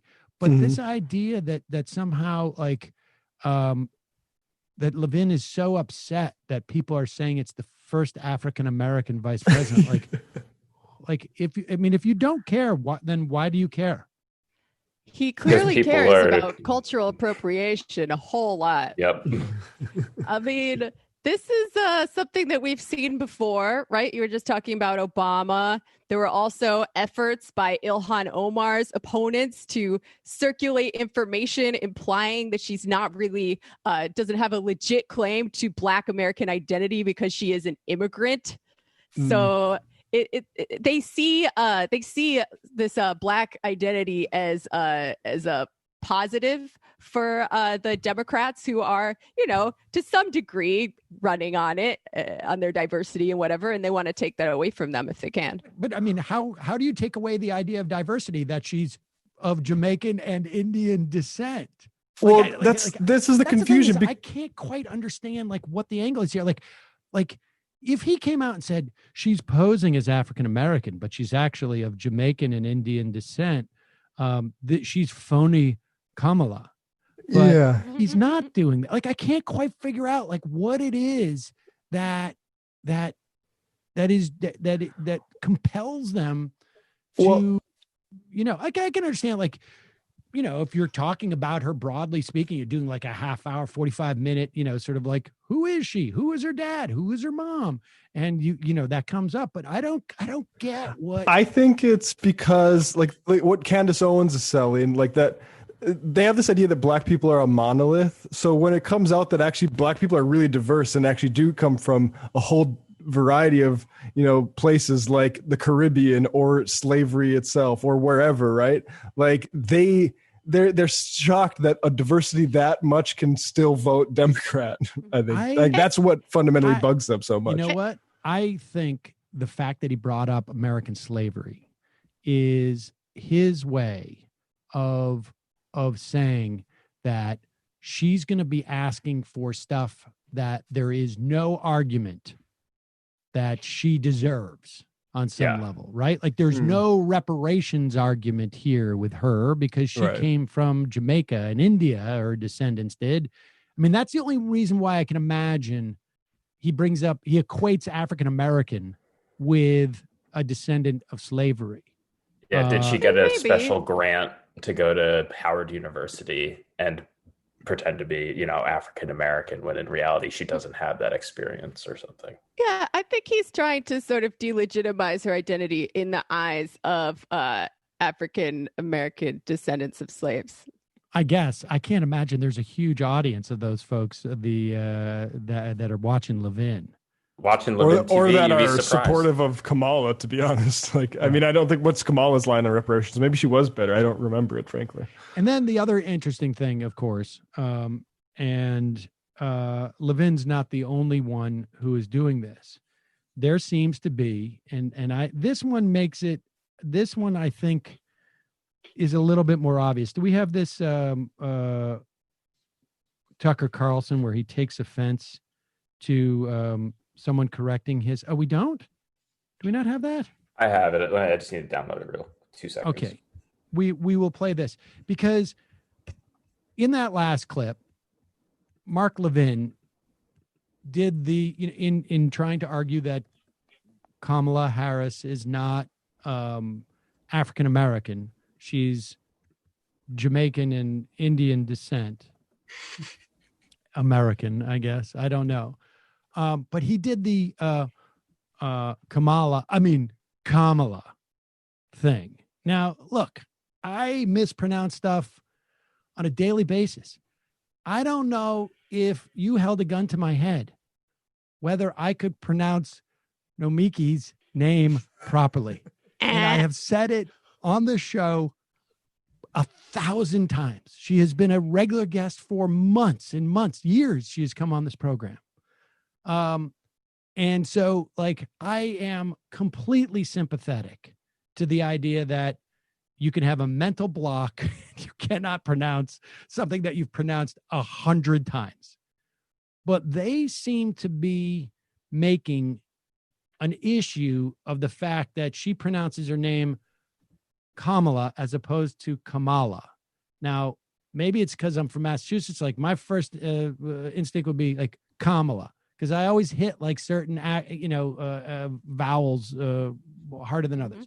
Park the Kamala at Harvard Yard. Exactly. And if someone, corrects me, I'm a little bit embarrassed, but I also appreciate it because, I know, and it's like, I just cop to it. I have a problem with pronouncing certain things. I don't know why. But on the right, they're making something of this. And I don't know if it's like a haughtiness or they're trying to draw it in. Do we have this No. Tucker Carlson clip? They're just doing their racist race science like they always do. Here is Tucker Carlson. And I don't know who the guest was that they had on, but listen to this. He's a former Clinton person. Yeah, some former Clinton person going on Fox. Listen to this exchange. I found it interesting. Tucker, can I just say one quick thing, because this is something that will serve you and your fellow hosts on Fox. Her name is pronounced comma, like the punctuation mark la, Kamala. Okay? Seriously, I've heard every sort of bastardization so of what? That's how it is, Kamala. Okay. Well, but I think it's out of respect for somebody who's going to be on the national ticket. Pronouncing her name right is actually not, it's kind of a So bare I'm minimum. disrespecting her by mispronouncing her name unintentionally. So it begins. You're not allowed to criticize Kamala Harris or Kamala Harris or whatever Kamala. No, because it's Kamala No, Harris. it's not whatever. Okay, look, I unintentionally Let me mispronounced answer her your name, question. but I love the idea that she's immune from criticism. So let me restate my question, Let me because answer on this show, nobody in power is immune from criticism. Our political leaders must be held to account. That's our job. Okay, so it's not, nobody's saying that you shouldn't criticize Kamala Harris. We do. But it's a weird thing that they're making about her name, the way that you pronounce her name. I don't know, like they're trying to make her seem like some type of like elitist or whatever it is. And maybe she is, but it's not because her name is Kamala as opposed to Kamala. Don't you think it's just the delivery that this guy Goodstein told it to Tucker? You're actually pronouncing her name incorrectly. I'm the smart liberal who's sensitive to other people, and you're the dummy Republican. It felt like a WWE setup in that way, or something. But Staged. But Levin did the same thing without anybody correcting him. I'm saying it can be that's what used. makes me think that there is a conscious effort here to make something about the. So you think they're baiting liberals into telling them how to say it? I think there is something to the idea that this is like a populist argument on some level, she requires a name to be pronounced in a specific way. It's not, it's not Mary, it's Maury or something like that. I have no idea. Because you have to think about them. They appeal to people who only pay attention for 5 minutes. And if that entire conversation is taken up by some egghead saying this is how you pronounce it, or you're not respecting her correctly, and the other person saying, look, I'm just trying to interrogate authority over here, that's a good conversation for them. Right. Yeah, exactly. He's dragging the argument onto the terrain that he is most comfortable with, which is to say, culture war, the politics of pronunciation, shall we say. He's baiting him. He's doing it on purpose. So the guy could say, you got to pronounce it right. And then Tucker could say, oh, liberals only care about pronouncing people's names right. Yeah. Right. Sam, all about caring about people who are suffering during coronavirus. Yeah. Sam and Michael are really demonstrative of the horseshoe theory of pronunciation politics. There you go. Exactly. You know what I did notice about Alicia Brooks, that she pronounces extraordinary in the same way that Michael did. Aww. Oh yeah. Have you picked up on that? I haven't heard that one. No. Yeah, you should ask her to pronounce extraordinary. Also, it's Leisha Brooks. But what did I say? Elisha. Remember I did not this? say Elisha. Oh, didn't you? Okay. I said Leisha Brooks. I thought you were All right. just doing a joke on. Oh, I'm not allowed to. You're not allowed talk about how she pronounces extraordinary. Is that right? Oh, I'm sorry. Mott. Let's go to the, oh God, it's one of those days, folks. Let's go to the phones. 307, calling from a 307 area code. Who's this? Where are you calling from?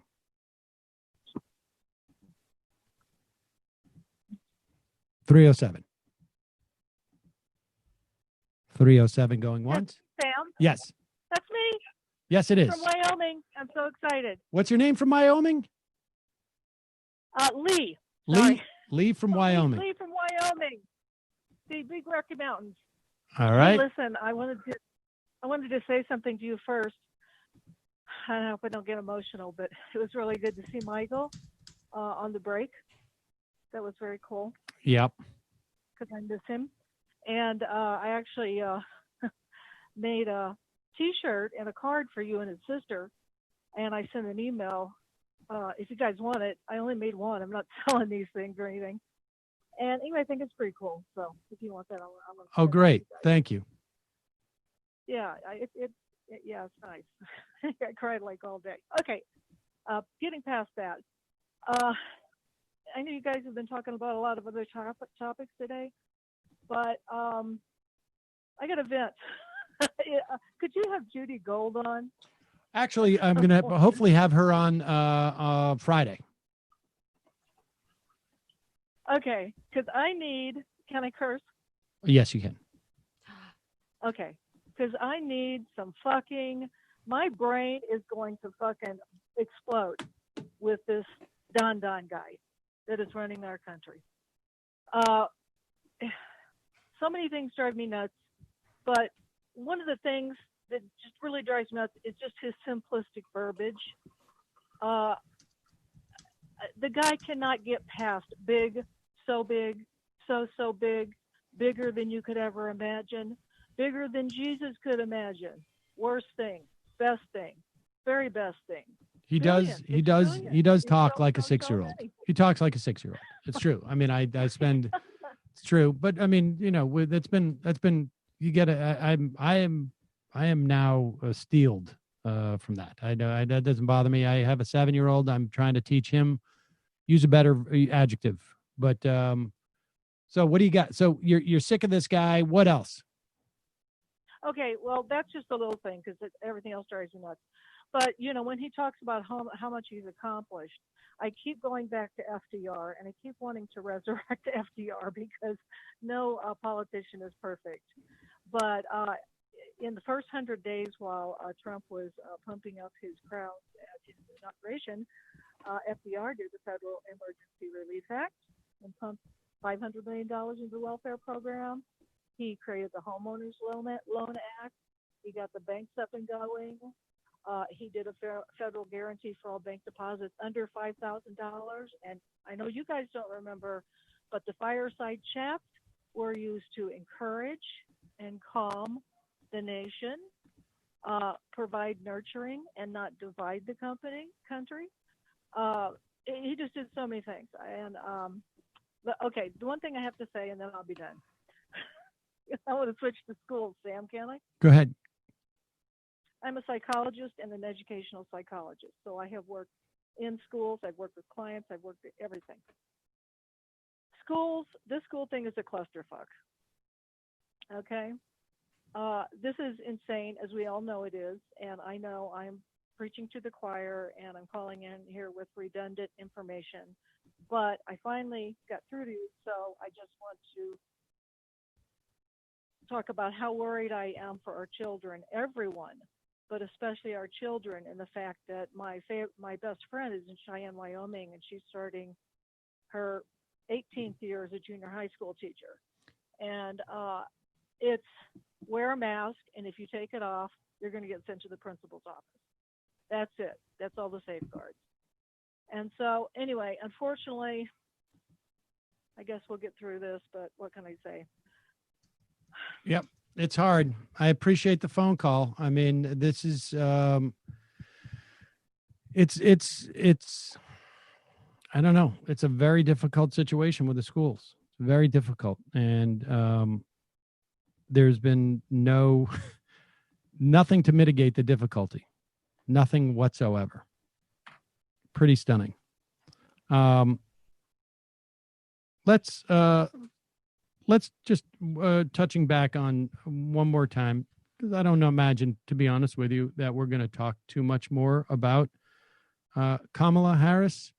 How dare you? After today, I mean, honestly, like I from my perspective, it cuts both ways, because I don't know who Joe Biden could have picked that would have been. Well, there's two things. One, I think that Elizabeth Warren would have been better, because just from the resources that would flow out of her office would go to people that I'm more inclined to be interested with. She would have more influence on his taxation policy and his antitrust policies, and I believe would have been a net positive in that respect. As a representative of tankies for Kamala, I suggest you tread lightly. Well, but with that said, after that, like, I'm not 100% sure, and maybe Bass would have been better, but I don't really know. But I also but I think from an electoral standpoint, I think she's as good as anybody. I think every VP would have come in with some liability on a electoral standpoint, but I mean, I don't think it's going to make a difference. And then the question is, like, how formidable will she be if she's the president in 2024, or if she's running for president in 2024? I mean, I think it's not out of the realm of possibility. I mean, in many respects, Joe Biden has made it clear this is a caretaker presidency. And who he is caretaking the presidency for is really the question, right? And I don't know. My critique of Kamala Harris is that I cannot tell you why she is a politician. I can tell you that with a lot of politicians that I don't like and politicians that I do like. I cannot tell you, like, what is her signature issue. I think that she was a prosecutor who did stuff that I think was highly problematic at best. And I think she did that because it was politically expedient. And I think when she came out and said, I'm for Medicare for all in the race, I think it was political expedience. I don't know, like, I don't even know what her proposal was. I don't know what her signature issue. I can tell you what Cory Booker's is. I can tell you who I'm not a particular fan of. I can tell you what Elizabeth Warren's is. I can tell you even Pete Buttigieg's is, as sort of, as abstract and ambient as it is. Well, I guess he has the same problem. But, like, I'm not 100% sure what Kamala Harris is. She was kind of flailing at the end of her campaign, right? She had the Pell Grant thing that was, like, pretty technocratic and, not well received. And then her closing argument was, let's get Trump off Twitter, right? Yeah, and, like, when she went after Joe Biden, I forgot about that. When she went after Joe Biden, she started down a path where she could have made I think a very substantive critique, and then just sort of abandoned it. And so, in terms of, from a left perspective, like I say, electorally, I think she's going to be fine in that position. And that is hugely important. Get rid of Donald Trump. I think any of them would have been more or less fine electorally. The question is that in terms of the left, I don't think you're going to see that many resources come, to the left through her office. That's for sure. But in terms of the left, how formidable will she be when she is running in 2024? And that, I feel like, I don't know, to the extent one can project out there, I don't know that she's going to be that formidable. I think there's going to be room for a challenge, assuming that she is running for the presidency. We don't really have, at least in modern times, a good model for what that looks like if there's a one-term presidency and their vice president runs for election in 2024. We don't really have a model for that. So, I mean, at the same time, I don't think she has a signature issue beyond being a Yas queen that all the kind of liberal wine moms are really into. But, like, neither does Joe Biden, right? Like most people can't name his signature issue or really any policies of his. And I agree. No, he I won agree. the primary. So, but that I don't think, I mean, that's my point, is it because his politics, he was largely devoid of politics, I think, in many respects. I mean, he was very transactional for like the health and the credit card industry, and his record on criminal justice, not good. But I think again that was just about expediency. But I don't think he's going to be a two-term president. And I think but she does extend that brand of Joe Biden's, I think is maybe your point on some level. Like she is almost, I've described the Joe Biden presidency as like the king who's on the bed with consumption and everybody's standing around, in the court, just waiting, like, am I going to be the one who gets the power? And I think on some level, she is like, she's not clearly on the other side of the bed there. You know what I mean? Like she's not, I don't get the sense that she's that, the most formidable, like an Amy Klobuchar, I feel like would like be locking stuff up on some level. But, well, her people are vicious though. Like they really go for the jugular, and it worked in this case. I don't know. I mean, it could be a good thing maybe that her politics seem so flexible based on what she thinks will make her popular at any given point in time. Maybe that's the point of pressure we could put on her. Like, I don't think she would have ever given an answer like, I will veto Medicare for all, even if it passes through Congress. Like she just wouldn't do that. It does seem a little bit tone deaf that they chose a prosecutor amidst a historic uprising against the police at a time when not just reforming, but defunding and even abolishing the police is part of the national conversation. But again, I don't know how much overlap that movement actually has with the people who are going to vote for Biden-Harris. Well, I think that sure. I think what you just pointed out is actually one of the things that ended up falling in her favor. Here is why. Look at this clip of her on The View. We perceive her, and even in the statement that the Trump people put out, she was a tough prosecutor, but she's so phony. She's just abandoned all that. Here is Kamala Harris on The View. I don't know when this was. A couple of months, maybe a month ago, I think. Yeah, it was a while ago. And during I the think Floyd stuff. This is what I would imagine that when they were sitting in Joe Biden's area, to the extent that they were doing any strategizing like this, as opposed to like, I like her, and so I want her to be VP, and I don't like her, I want somebody else to be VP. But to the extent that they were like sort of looking at like because remember, Joe Biden's campaign is all the prevent defense, essentially, right? It's just like, how can we be so perfectly smooth that nothing can stick to us? And real smooth brain. And they go at Joe Biden for being weak on policing. She's a prosecutor. And then on the left, it's like, but she's a prosecutor. And then I give you this. Activists right now are calling for a defunding of the police. The Minneapolis City Council just agreed on a bill on this. Right before I came to tape the show, there was a clip on CNN from a Minneapolis City Councilwoman who said, quote, "It's a place of privilege if someone breaking into your home wants to call the police." This is gaining a lot of steam. Nancy Pelosi this morning just refused to answer if she would support defunding the police. I just want to know from you, do you support defunding and removing police from American communities? And if not, why do you think there's such a hard time being differentiated right now between defunding and reforming police departments? So, Megan, I think that a big part of this conversation really is about reimagining how we do public safety in America, which I support, which is this.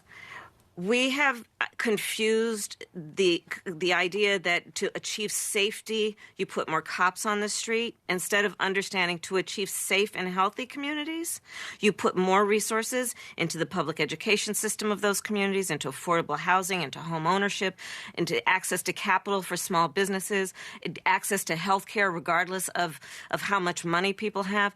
That's how you achieve safe and healthy communities. And so we really do need to understand and reimagine what and how we can actually make and help make communities safe. Because here's the bottom line. If you contrast, many communities which have a heavy presence of police to middle and upper middle class suburbs in America, you will not see that presence of police. But what you will see families who have an income that allows them to get through the end of the month. You will see good public schools. You will see people who have access to health care and can afford it. You will see people who have jobs. And so this has to be the conversation, which is how are we going to be smart in achieving what should be our collective goal, which is that all communities are safe, and knowing that safe communities are usually safe because they are healthy because of a number of things, including the economy, including education, including access to health care. And that's how I think about this. In many cities in America, over 1/3 of their city budget goes to police.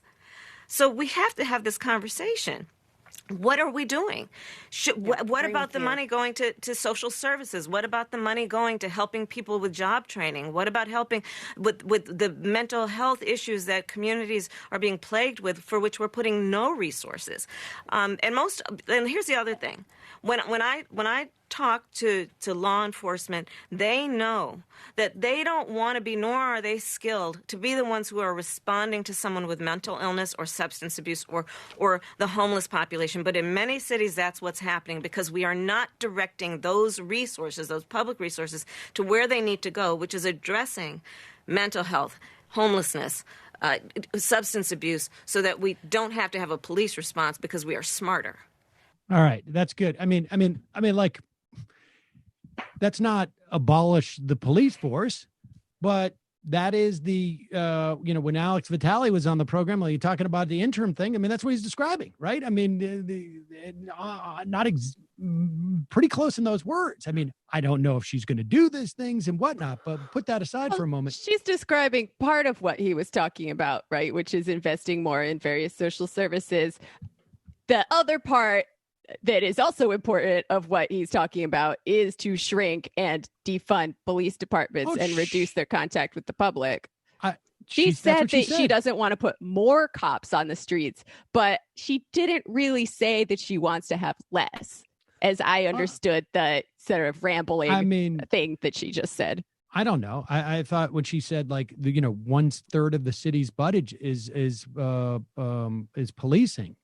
When she's talking about proportion of a city's budget and then talks about reallocating that to other places, I think that's what she's saying. Yeah, I mean, it almost kind of sounds like some defund talking points for sure. Also, I want to point out that defunding is a reform within the system, but it is seen by many as a non-reformist reform that can be carried out within an abolitionist horizon. Yes. Oh, can I just comment on her being a go ahead. Her being a cop in general? I think it's like, I think it's good that people are talking about this. It doesn't bother me that Kellyanne Conway thinks it's some sort of thing, because I think two things can happen if she gets in office as vice president, because I expect unrest in the street to continue, because I don't think it's just a Donald Trump thing. I think we're going to, and I think it's going to be good to have her at least on notice that we know you are a cop, right? Like, we know, and our eyes on you with this. And I think, to speaking to the 2024 thing, that's going to impact her, because either she's going to be good on these issues and not egregious, which, I mean, I hope that happens. And, maybe she'll be a stronger candidate then, but I expect she'll probably get some of the fall for certain crackdowns in certain areas of civil liberties.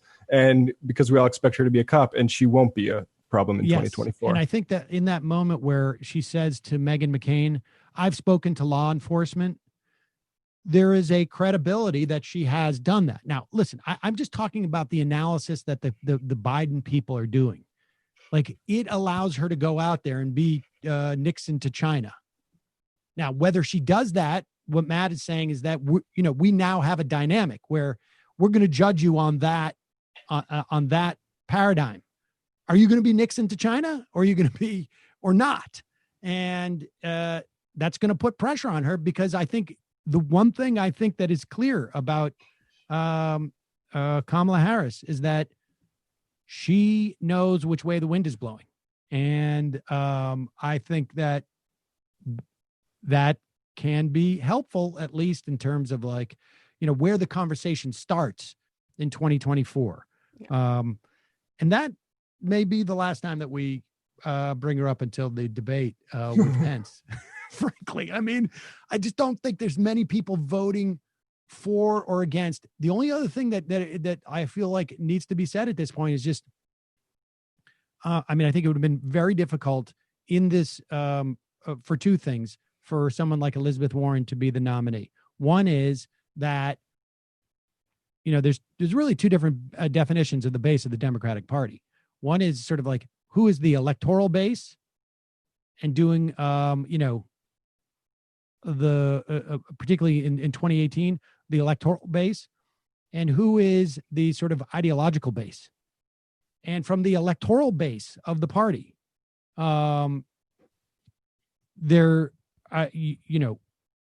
she's that demo right there. She's right in the heart of that demo, and people want to vote for people who they feel will have some semblance of what their issue sets are. I will say, though, she does not do super well with Black voters, which is an important part of the Democratic Party base. That's true. That's true. I suspect that she's going to do better now that she's the nominee. Yeah, Biden's got them. And Biden does well with them anyway. Yeah, and I think, and then the other. So I think it would have been hard for Warren on that. I think it would have been hard, particularly in terms of I think Harris, the fact that she's a prosecutor. I think people on the left are a little bit offended that in this era of George Floyd that she would be picked. But I think from the Biden's perspective, that is an attribute, not that is a feature, not a bug. Yeah, they've made it clear that the left is not a part of their electoral strategy. And it's also good that the Mnuchin stuff she's on notice about that stuff too, because that's going to be a pretty big issue. I mean, going forward with evictions and sort of things. People don't talk about that enough, I think, in terms of the Mnuchin. But I think Elizabeth Warren had one shot at this, and it was had she, and I said this at the time, had she endorsed Bernie, her biggest strength in this process was that she was ostensibly going to bring in the left and the youth vote and small dollar donations. And had she endorsed Bernie, and not because she owed it to her, I'm saying for her own, not just for her own self-interest, but for the interest of her having a deliverable for Joe Biden in the event that he became the nominee. That deliverable would have been a claim to the Bernie bros or folks or voters or whatever it is. And I would imagine that Sanders would have been compelled to push her more in that thing. And that's she, for whatever reason, thought that was not a smart move. At the time, I think it was a huge mistake. I understand why people say she doesn't owe Bernie anything, but I don't even, none of my calculations are like nobody owes anybody anything. She owes it to herself. I think it would have made her a much more valuable asset to the Biden campaign if she had claim to those voters. And she would have, I think, had she endorsed Bernie. Oh, well, she's terrible at this, so no surprises there. That was one of the two or three really big, I think, like sort of just political mistakes that I think, exposed a weakness, I don't want to say a tin ear, but maybe a narrowness in vision in terms of like where, what a politician who's doing retail politics needs to bring to the table. Seb Gorka's back pain. F in the chat for Stacey Abrams. Also, RIP Michael Brooks. He and all of you have affected me politically, empathetically, and personally in profound ways. Thank you, Seb, Gorka's back pain. That's a nice thing to say. Ty from Tennessee. Hey, Sam and crew, new subscriber from Hohenwald, Tennessee here, and I'm really enjoying the show. I was wondering if you had any advice on how to talk to my conservative parents about the dangers of misinformation on Fox News and Facebook conspiracy theories.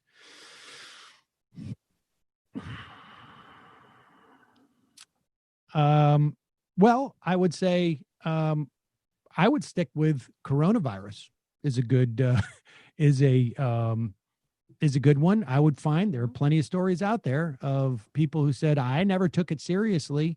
And then I gave my entire family a coronavirus and my father-in-law died or something like that. I mean, they're out there. And so I would, I would start there because I think that is the most sort of like material example of why their misinformation is dangerous. A Square. Another way in which the Dems fail to wield power, getting these antitrust measures in budget bills or where they have more leverage. On the VP sweeps, not surprised at Obama's pick, indeed, because this is his pick, but I am disappointed to see Warren lose out. But she set herself up for all this, had nothing to offer Obama. Oops, I mean Biden. Yes, exactly. Mm-hmm. She made her bed. Yep. Noah from Tampa, and we all lost, in my estimation.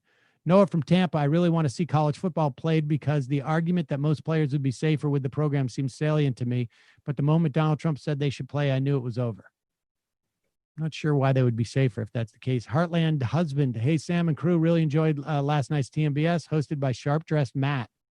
Also, I treasure every caller who says they're calling from the Heartland.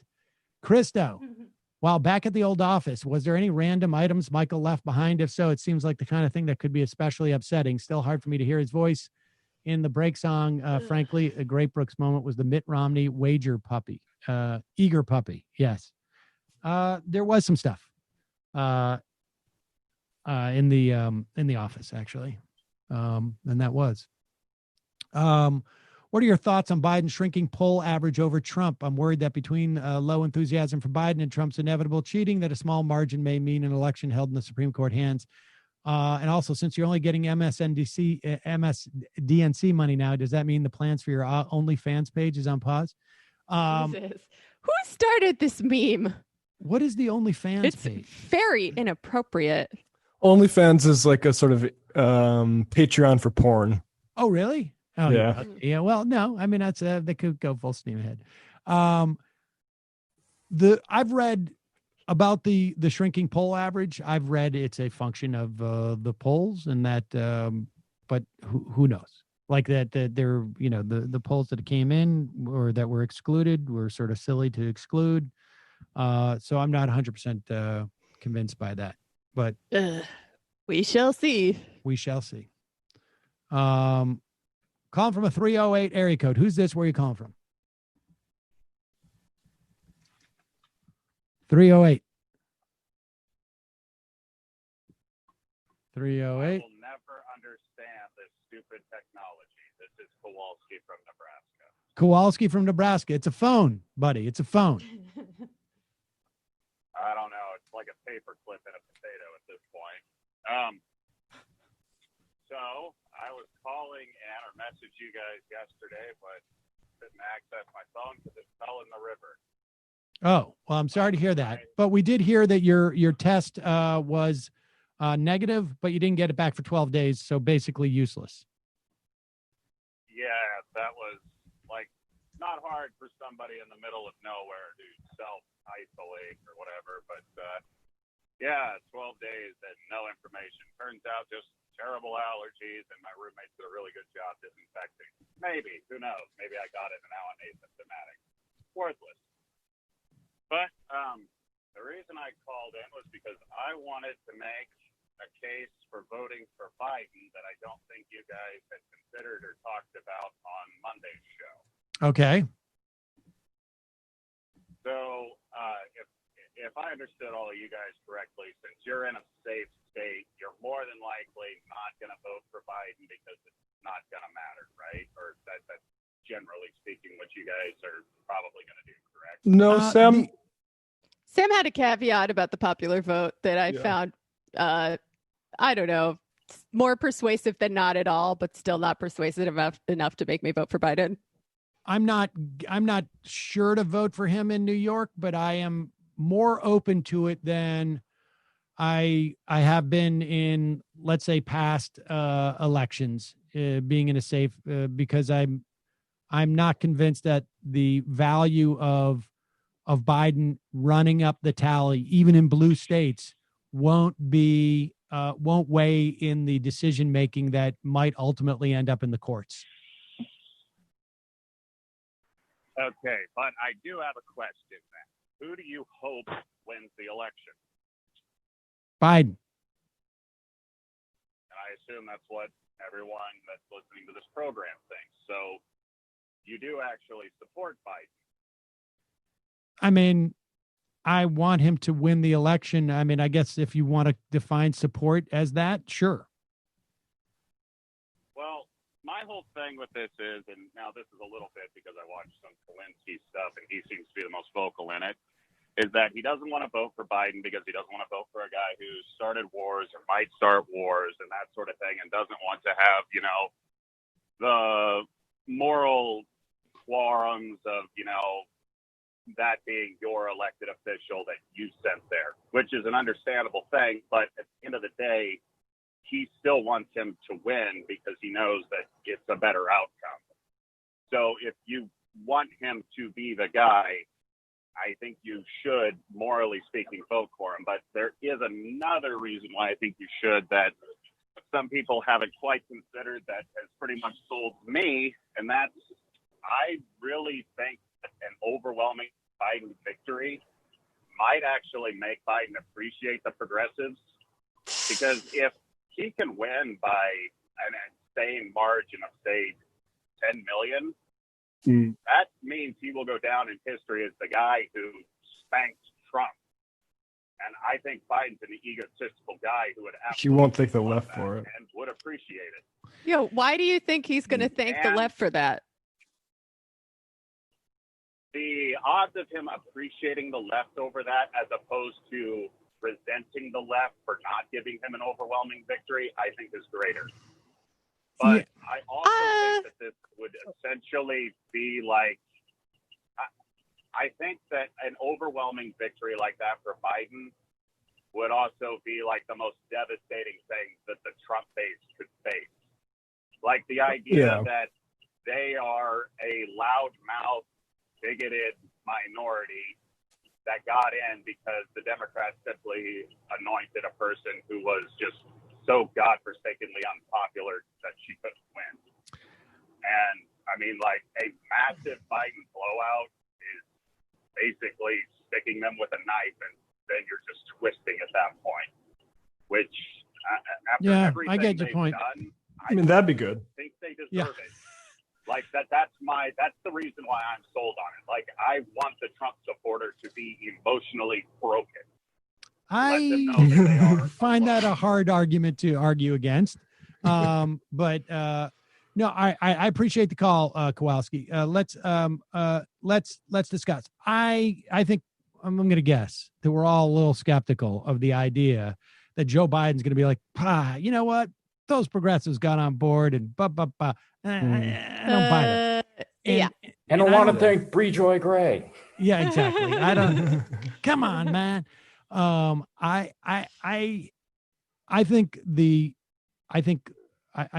idea that it would be helpful to vanquish the Republican Party in some fashion by having, a 10 million person difference as opposed to a 3 million person difference.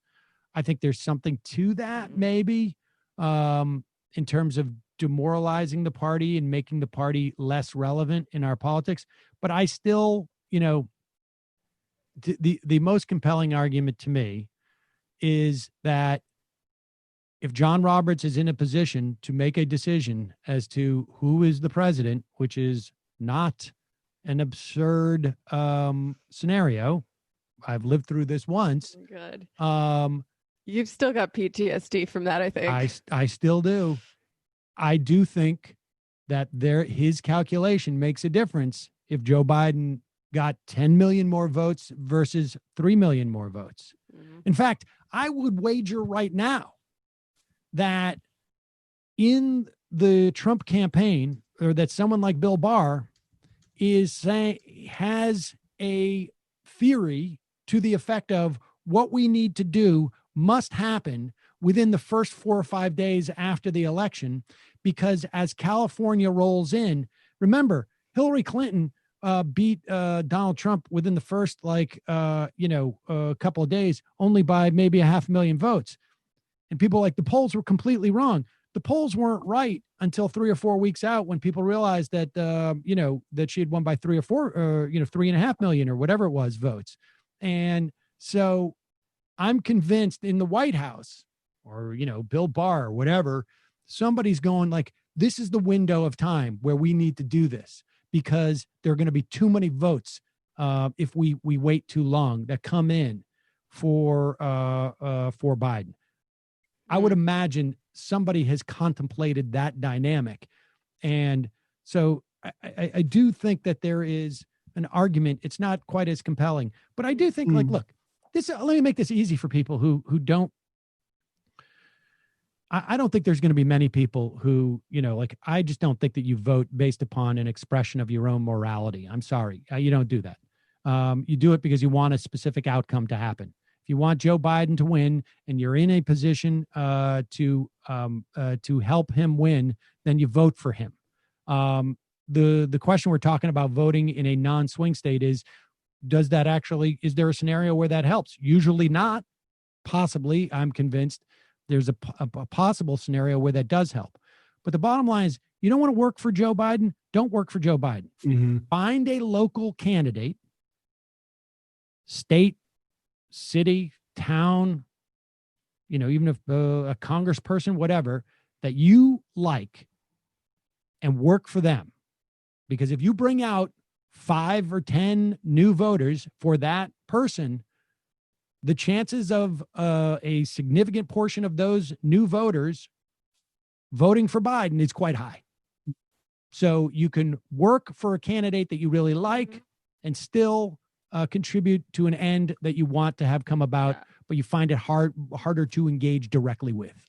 Yeah, or do voter protection, which is another thing that, most leftists agree is a good thing, even if we're skeptical of electoral bourgeois politics. We still understand that it's bad when they try to take the right to vote away from people. So that's another area where we could maybe work in a way that aligns with our values that will also help get this result without explicitly saying Biden is great. I've seen several organizations trying to walk the line, like Mi Gente, which is an immigrants' rights organization.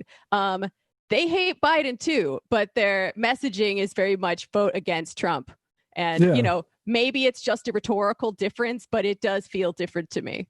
And I look, institutions and organizations have a different calculus too, because they have, some of these organizations have transactional relationships that they want to maintain and keep open. And, so everybody has a different calculation based upon where you are relative to, this potential outcome.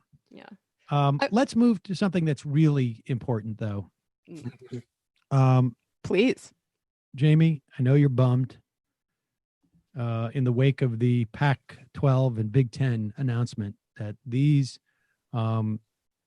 college football conferences have postponed their seasons. Now, you're not the only one. As God damn it. Lou Holtz, one of your favorite former football coaches from Notre Dame, one of the ones from Notre Dame. That's one of your favorites. Totally know who that is. He was on Fox News. Jamie prefers Ty Willingham. Yeah, exactly. He was on That's Fox weird. She News. was telling me he was a Charlie Weiss fan before. Jamie has expressed many times her fondness for Rudy from the film Rudy, who I believe wasn't he on Notre Dame? But no, that was me. He's my favorite. Here is Lou Holtz on Fox News. They really, really want to bring this home on how horrible it is that these seasons have been postponed because of this hoax virus. Clemson, many months ago, had a rash of COVID-19 positive. They've had one in the last month. I think that you can, 1,000 to 1, Bill, the Pac-12 will go along with the Big Ten. They're tied waist to waist. They have been ever since 46 when they made the Rose Bowl agreement with the Big Ten. So I just think it showed no leadership. So, Coach, you're saying, sorry, if I hear you right, you're saying they should play. I think they should play, but then again, that's my thing. I think that you ought to say to the players, you want to play if you have a problem, if you have an asthma problem, if you're diabetic or something, and you have a legitimate reason you don't want to play, absolutely, don't play. The rest of you want to play, let's go play. I think that we shut everything down for 6 months. I'm going crazy about being quarantined. I think other people are tired of. Let's move on with our life. When they stormed Normandy, they knew that there were going to be casualties. There's going to be risk. 2% of the people that go to the emergency room go for COVID-19. 2% of it is going down. But young people, Bill, they think it's like cancer. They think they're going to die. Everybody said, "Oh, if you're going to." I don't know if it's the young people. Listen, you just laid out a very interesting argument there about the presence of the universities. They're helping make these decisions here. Trevor Lawrence might be. He also laid out an argument that the importance of playing football is equivalent to the storming of Normandy, which I believe, if I'm not mistaken, is a reference to when American Marines and soldiers stormed the beaches in France to defeat or to begin their assault on the Germans in Europe in World War II. Yeah, well, someone was asking me for my definition of fascism earlier. Fascism is when there's no football. Football and the aggression of the Nazis in World War II. Both would take quite a lot of lower body strength, running up on the beach with all that gear and also blocking a lineman. So I kind of see where it's coming from. True. In a degree. And what do you win if you win? You wear helmets. You wear helmets. That's true. It's like their uniforms. Yeah, uniforms for both sides to see whose side you're on. I mean, would you even say that in the locker room? Like, guys, I remember when we, guys I knew stormed the beaches in Normandy. That's yeah. They tell those war stories all the time. They send in troops and everything. They're very tied in terms of the metaphor. And I can understand why a 90-year-old man who's been doing this his entire life might make that metaphor. Oh yeah, actually, there's the Texas A&M. Was it Bear Bryant was the coach of the Junction Boys, and used to be. It was just just authoritarianism. That's his coaching style. And that was just celebrated for half a century. Well, now people understand why I did not play football, because I would have been the guy going "Excuse me, coach, are you really? Can I get some water?" Guys from Burncoat, and we're going to play Burncoat, and that's like beating the Nazis. I mean, honestly, they just go to a school across town. What's the big deal? I could see massholes getting real whipped up into a frenzy against the other town. Well, yeah, but only for hockey. Oh. Football. You kidding? My bad.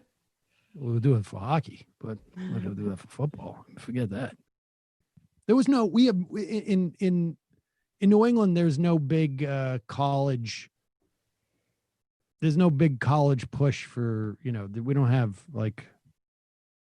football. There's no big Division A teams. BC's not pushing for BC, it? I guess there was the Immaculate Reception, I think it was. Or it was a while ago now. Flutie chucked that, but and I do remember that. I mean, Doug Flutie was a hero for a very brief time. And frankly, Holy Cross, there was a guy, Gil Finnerty, who was a big, who went defense and offense, who was a big deal. But Holy Cross, they at one point, in the early 70s, they could have been like Georgetown in terms of basketball. But they decided to bag that. Everything was more academically inclined. I don't know. I guess that's why it just struck out at me. Let's do this. We should do this. Oh, yeah, this is amazing. So Ilhan Omar, she won her primary bigly. Hell yeah. she won, I think, what was it, 57 to 43 percentage points, something like the 40 percentage points. There are people who say that an incumbent should win at least 60% of the vote, or that indicates possible problems. Certainly, Lacey Clay, who lost Cori Bush, people thought that there was an opportunity because Clay only got 57% in 2018 against Bush. The dynamics between Omar's supporters could be different. And of course, we're also talking about somebody went up against her with $4 million. Nevertheless, big win, double-digit win for Omar. We were told that the squad was going to have a trouble getting reelected. They so far have not, and they won't. And I imagine Ayanna Pressley is okay too in Massachusetts. I don't even know if she has a competition. But that is not the only thing that happened on primary night last night. There were two other primaries that are of note. One other was in Minnesota. That is, the Republicans chose a senatorial contender against Tina Smith, and his name is Jason Lewis, and he is a guy who has a history. Rather apparently a long history of misogynistic comments that he's made, and has a history of, yes, if you can imagine this, bemoaning the cultural suicide of the white population. Oh boy. And so I think that that seat very well may be safe in Minnesota. And then this is very exciting. In Georgia, 14th congressional district, a Republican who was in a primary runoff has won. Her name is Marjorie Taylor Greene. This is a very red district. She is sure to be headed to Congress in January of next year. Not totally sure, but more or less sure. And here is a montage of footage compiled by Politico about Marjorie, who is a very adamant supporter of QAnon, which of course hell is yeah, baby. Yes, the vast conspiracy that involves Donald Trump being a sort of like in deep cover while being president to essentially flush out all the. There is an Islamic invasion into our government offices right now. Okay, they are. You saw after midterm elections what we saw, so many Muslims elected. I don't know the exact number, but there were quite a few. What, we had that woman out of Minnesota. Now she's going into Congress and she's got to wear a head covering. They want to put their hand on the Quran and be sworn in. No, you have to be sworn in on the Bible. But we have an Islamic invasion into our government offices. Now, yes, we have, I'll say this, we have freedom of religion in this country that protects anyone to have any kind of religion that they want. And that's great. That's one of our freedoms, right? But I'm sorry, anyone that is a Muslim that believes in Sharia law does not belong in our government. But the generations of Black and Hispanic men, do you want to know what holds them down? Gangs. Being in gangs and dealing drugs is what holds them down. The lack of education is what holds them down. That's not a white person thing, but gangs control them. They tell the young men in their communities, don't go to school. Don't you move out of this project. Don't you move out of this community. You join this gang. And that's where you belong. You belong with us. The gangs are holding them back. It's not white people. It's crazy. I mean, that's the GOP line, to be fair. Well, yeah, to be fair, that's that doesn't diverge. I think it gets a lot crazier than that, actually, in terms of her QAnon stuff. Now, let me just say this: we laugh at this now, but when my kids dig up this video from YouTube or whatever it's called, when they're on this, and they see this and they go, ha ha, Dad, really funny, because they control all of the government now. I just want to say, like, I'm sorry, but it's going to be, there's going to be, amusement when she gets into Congress, and to see how Republicans deal with her. This is a failure of the Republican Party. Not just, they didn't put in the proper resources to make sure that their candidate won. Or they have also generated this type of insanity amongst their voters. Now, there's a half a dozen other QAnon primary winners unlikely to win a seat in Congress. But I'm telling you now, we used to laugh at people like Mark Meadows in this fashion, and they took over the Republican Party. They were marginal. Yeah. And so QAnon's the new Tea Party. This is the real right-wing populism. It's not people who want to work with us on antitrust. It's absolute nutcases. Yeah, I am a little bit jealous that right-wing radicals have had so much more success in infiltrating the Republican Party than left-wing radicals have in the Democratic Party. But you know what? That's just what happens when your party is, shall we say, ideologically unified like the Republicans are.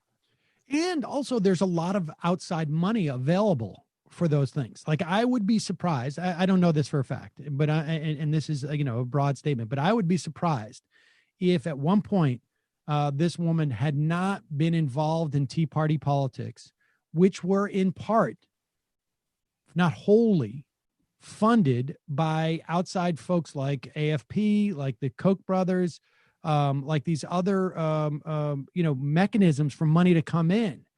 And money has a lot to do with this. And to a certain extent, the left, it takes a little more time to make it just about people, as opposed to huge resources driving people into that situation. No, that's very true. And the base for these kinds of politics is like the petty bourgeoisie. Like, most people that you see ranting about QAnon, they're like, you want to talk about PMCs? They're like doctors and lawyers and all kinds of like somewhat impressive jobs who've just lost their goddamn minds. I'm a member of the petty bourgeoisie. Isn't that exactly true? Yeah. True, right? I mean, you think about it as like a way to capture people's attention and just turn it rotten, right? Like, especially like you talk about, Jamie, that class has more time to go down internet rabbit holes, frankly. They could be going towards information that was actually good, but there has to be something out there to lead them into, reaction. Absolutely. Whereas the potential base for the kind of radical politics that I'm talking about, a lot of them don't vote at the moment and are completely immiserated and depoliticized. So, our job is much harder. All right, we got time for one more call, and then we got to play that. The Luntz. Yes. All right, calling from an 847 area code. Who's this? Where are you calling from? Hey, it's Josh from Chicago. Josh from Chicago, you are the final caller of the day. Oh, I'm honored. By the way, I think when I talked to Jamie, she was more of a Charlie White fan because of the Patriots connection. Oh, all right. I'm glad to hear that. That's good. One Brendan said, but okay. But I want to talk about this school situation, going to school, because I have a friend who's a New York City school teacher. And this is another like horrible thing that I've sort of found out, and it's probably been published somewhere. But she told me that during their lunch break, apparently kids are no longer taking their lunch breaks in the cafeteria. Correct. They're eating in the classroom. Exactly, and the teachers have to be there.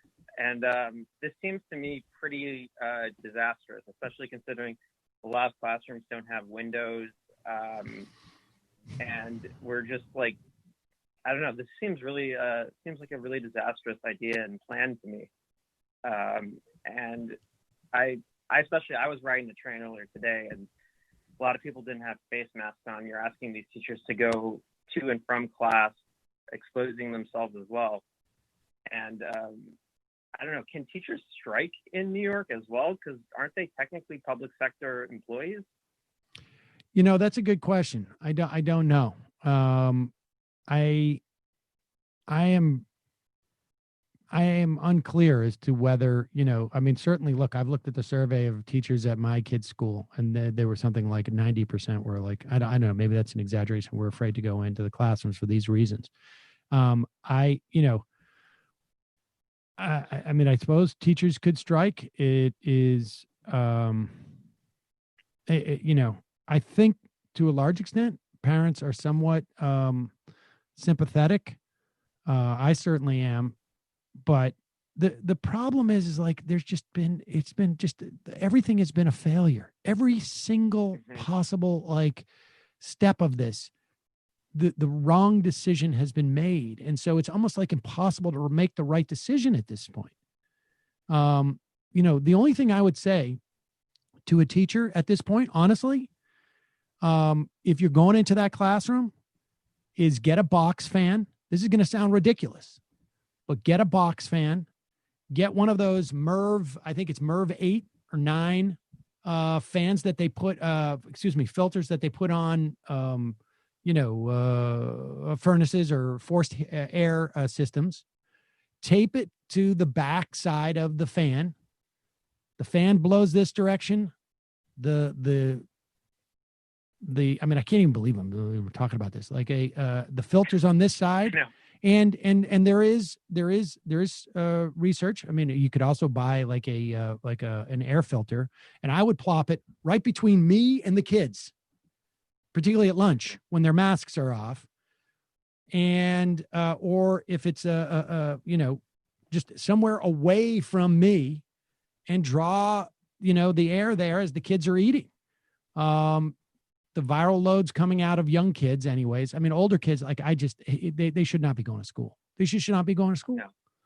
Because they communicate it like adults. And exactly. Yeah. But young kids, I mean, I would get maybe an N95 mask, and I would just I don't know, eat at a different time. It's just horrible. It's horrible. And I don't know how you're supposed to teach. I don't know how you're supposed to teach when in the back of your head, it's like, did any of these kids have it? Are they breathing on me? Yeah. I went in to do Hayes in the studio, and there was literally one person. It was bizarre. There was one person. Made it a little bit harder, obviously, than it would be if there was a bunch of people like, here's your script and here's this and this and that. But if there was a bunch of people in there and they were all everybody was super cool, you'd sit down at a desk and there was a little sign that says, this has been sanitized. Throw this away if you start using it, because they'll come back in and they'll sanitize it. And the one guy who was there, he's wearing a mask. But I can't even imagine if I had to just spend that 1 hour in that studio doing that show, and I'm thinking out of the corner of my mind, is that dude, why doesn't he have his mask on? Or am I going to get it from that dude? It's just, and the thing is, we've also created a tremendous environment where there's no reason for people to feel confidence about the way that this is handled by anybody. So, it is illegal. Just got Teacher Lauren just weighed in. It is supervision duties and lunch breaks, because that sounds like something the union should get involved with. What the NYC teachers contracts say regarding supervision duties and lunch breaks, because they may not, under their union, have responsibility for that. But it is illegal to strike in New York per the Taylor law, which says you don't get paid for days on strike. We get fined for striking and could also be arrested for striking. Teacher strikes are illegal in many states. That hasn't stopped them in the past. I mean, we saw that in a couple of states. I think in the Red State Revolt, Virginia, yeah, from maybe 2 years ago. I have no idea. No, I can't remember. But yeah, it's we'll see. I mean, we're a month out from the start of school, at least in New York. And, and the reason why we're so New York centric about this is because LA and Chicago, the other two biggest school districts in the country, have already said they're only doing remote only. So we're talking about the biggest school district in the country that has, maybe LA is bigger. I can't remember, but regardless, they're huge. You're talking about 1.4 million students, I think it is, in the U.S. I mean, the New York City public school system. So, I mean, this is a big deal. And, you know, the only upside I can imagine is that, like, it's going to take a couple of schools, enough kids get it, and then I think it's all going to shut down. So we'll see. Yeah. All right. Appreciate the call, Josh. Yep. Cheers. All right, folks. I mean, this is going to be the story in September and in October. Is basically, we're going to be talking about this quite a bit. I have a feeling. Oh, and plus the election. And evictions. And the fact that, update. I should do this on Friday too. I will. If you're in a state, well, regardless of what state it is, the administration changed the terms of that executive order. It's unclear whether they'll have access to the money because the money has not been allocated, and they're going to try and steal it from the Department of Homeland Security, Hurricane Fund, of course. As opposed to, like, hey, maybe we could take a couple of months off of, like, invading countries and use some of the Pentagon money, but they use that for the wall. The states no longer have to match $100 for every $300 you're getting a week. So states are now out of the equation. Question is, will that money get there? $300 a week. So it's a cut of $300 from an unemployment benefits. But the states no longer, the inability of the states to match $100 for every $300 is no longer a factor in preventing that. All right, let's play this to end on a fun note. Ladies and gentlemen, we make the argument about a confiscatory taxes. Ladies and gentlemen, we make the argument about how there are some people in the Republican Party who their entire sort of worldview is just like, how can I screw society out of from paying my dues? When I look around and I see what I have, do I feel like I owe anything to society that allowed me to accrue this? This segment, both the place that it aired on CNBC, the individual who involved in it, Frank Luntz, and where he is, provide us all with the idea of, like, how obscene wealth can be, how these Republicans and some Democrats do, don't feel any obligation to society, which allowed them to amass the insanity in which they sit. Decadence of cable news, I would say. Exactly. Here we go. Where are you? It was very kind of Donald Trump to give me his office, and I'm very fortunate. This is real. This is a chair. This is not a photograph. This is actually my home in California. This is a 78% replica of the Oval Office. And over here, as I turn this around, this is the Lincoln bedroom. Normal. So I'm the only person who has an Oval Office that you can actually sleep in. Yeah, you there's don't a have to tub be a in there. presidential intern. With a clear glass. Okay, well, were you just not going to say anything? You're waiting for me to ask that. We wanted to clear that up. Frank, hold on. Don't disconnect. Go ahead. He can go. Oh, this is not a green screen? Like, if you got out of your chair, and I don't want you to, because all right, pause it for 1 second. Stop it right here. Stop it 1 second. There's depth. Now, there's two things that occur to me at this point.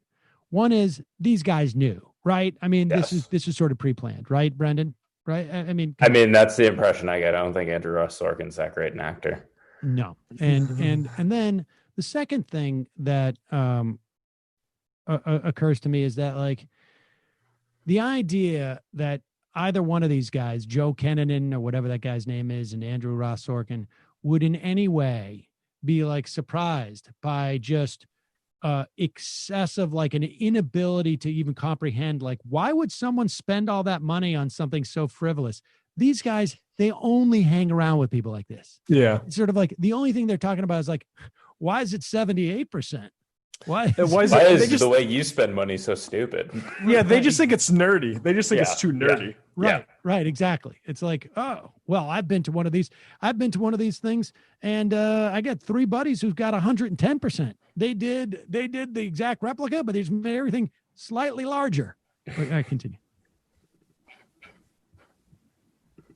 You could actually walk back there. There's depth. Yes, I'm going to show you what it looks like. Oh, my goodness. And this is a genuine Resolute desk. I'm going to put it there behind me. So you can see, including the buck stops here. Wow. We've got the humidor from Bill Clinton. Let's see if I can get that in the shot. There you go. These are couches from Bill Clinton. Wow. This is the whole thing. And that is behind me is the painting of George Washington that was in the Richard Nixon White House. And yes, this is real. So I'm going to sit behind the desk, and I'm going to show you guys something that they've never seen before, which is, let's put it back down.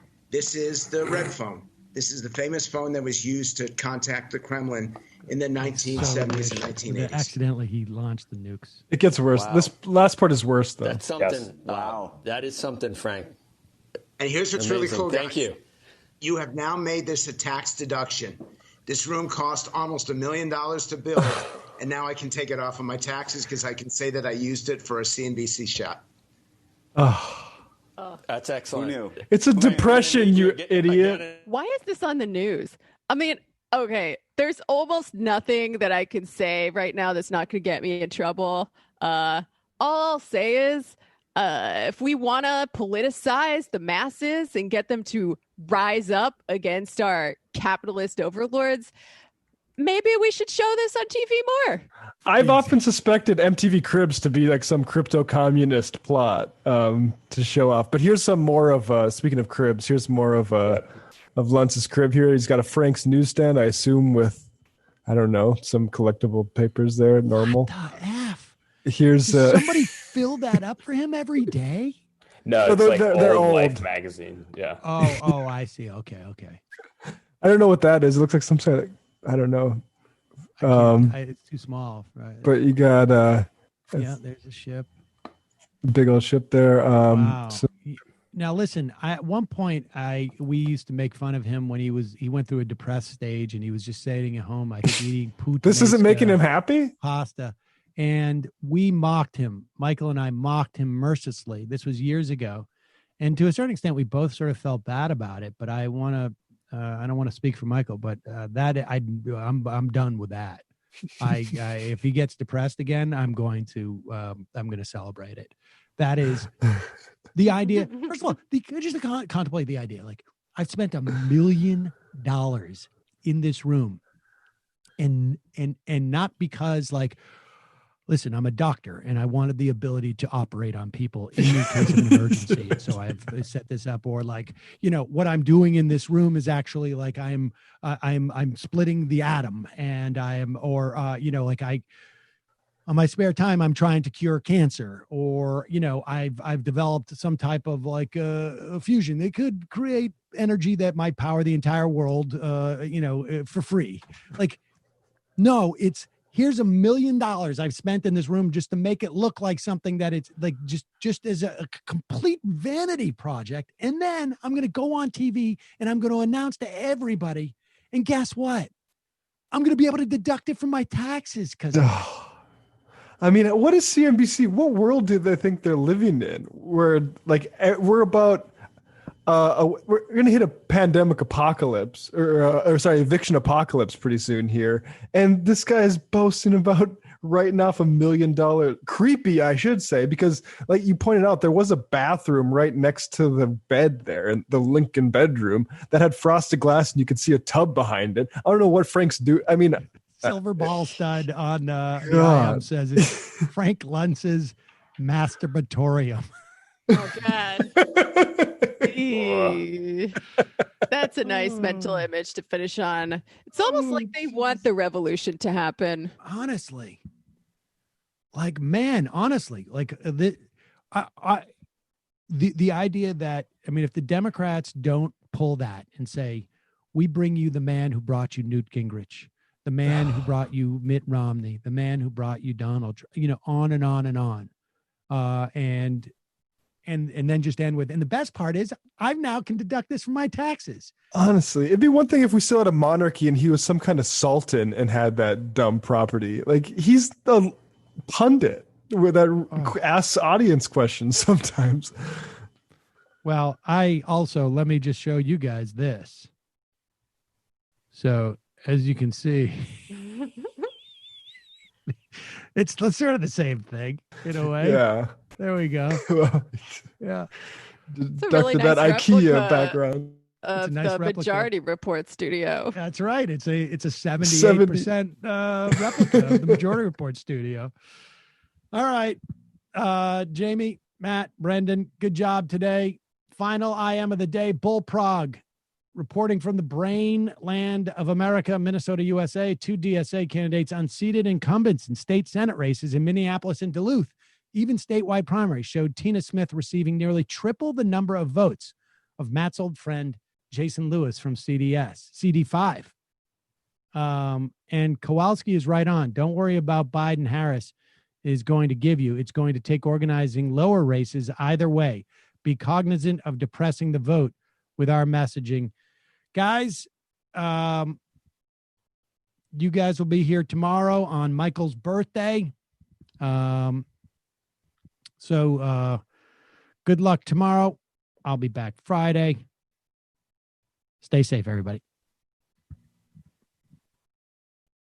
It might take all the strength I got to get to where I want, but I know somehow I'm gonna get there. I wasn't looking when I just got caught between the truth and the lie bar, but finding out won't make me feel any better. Yeah, I know the clock is ticking, but the meds are gonna kick in.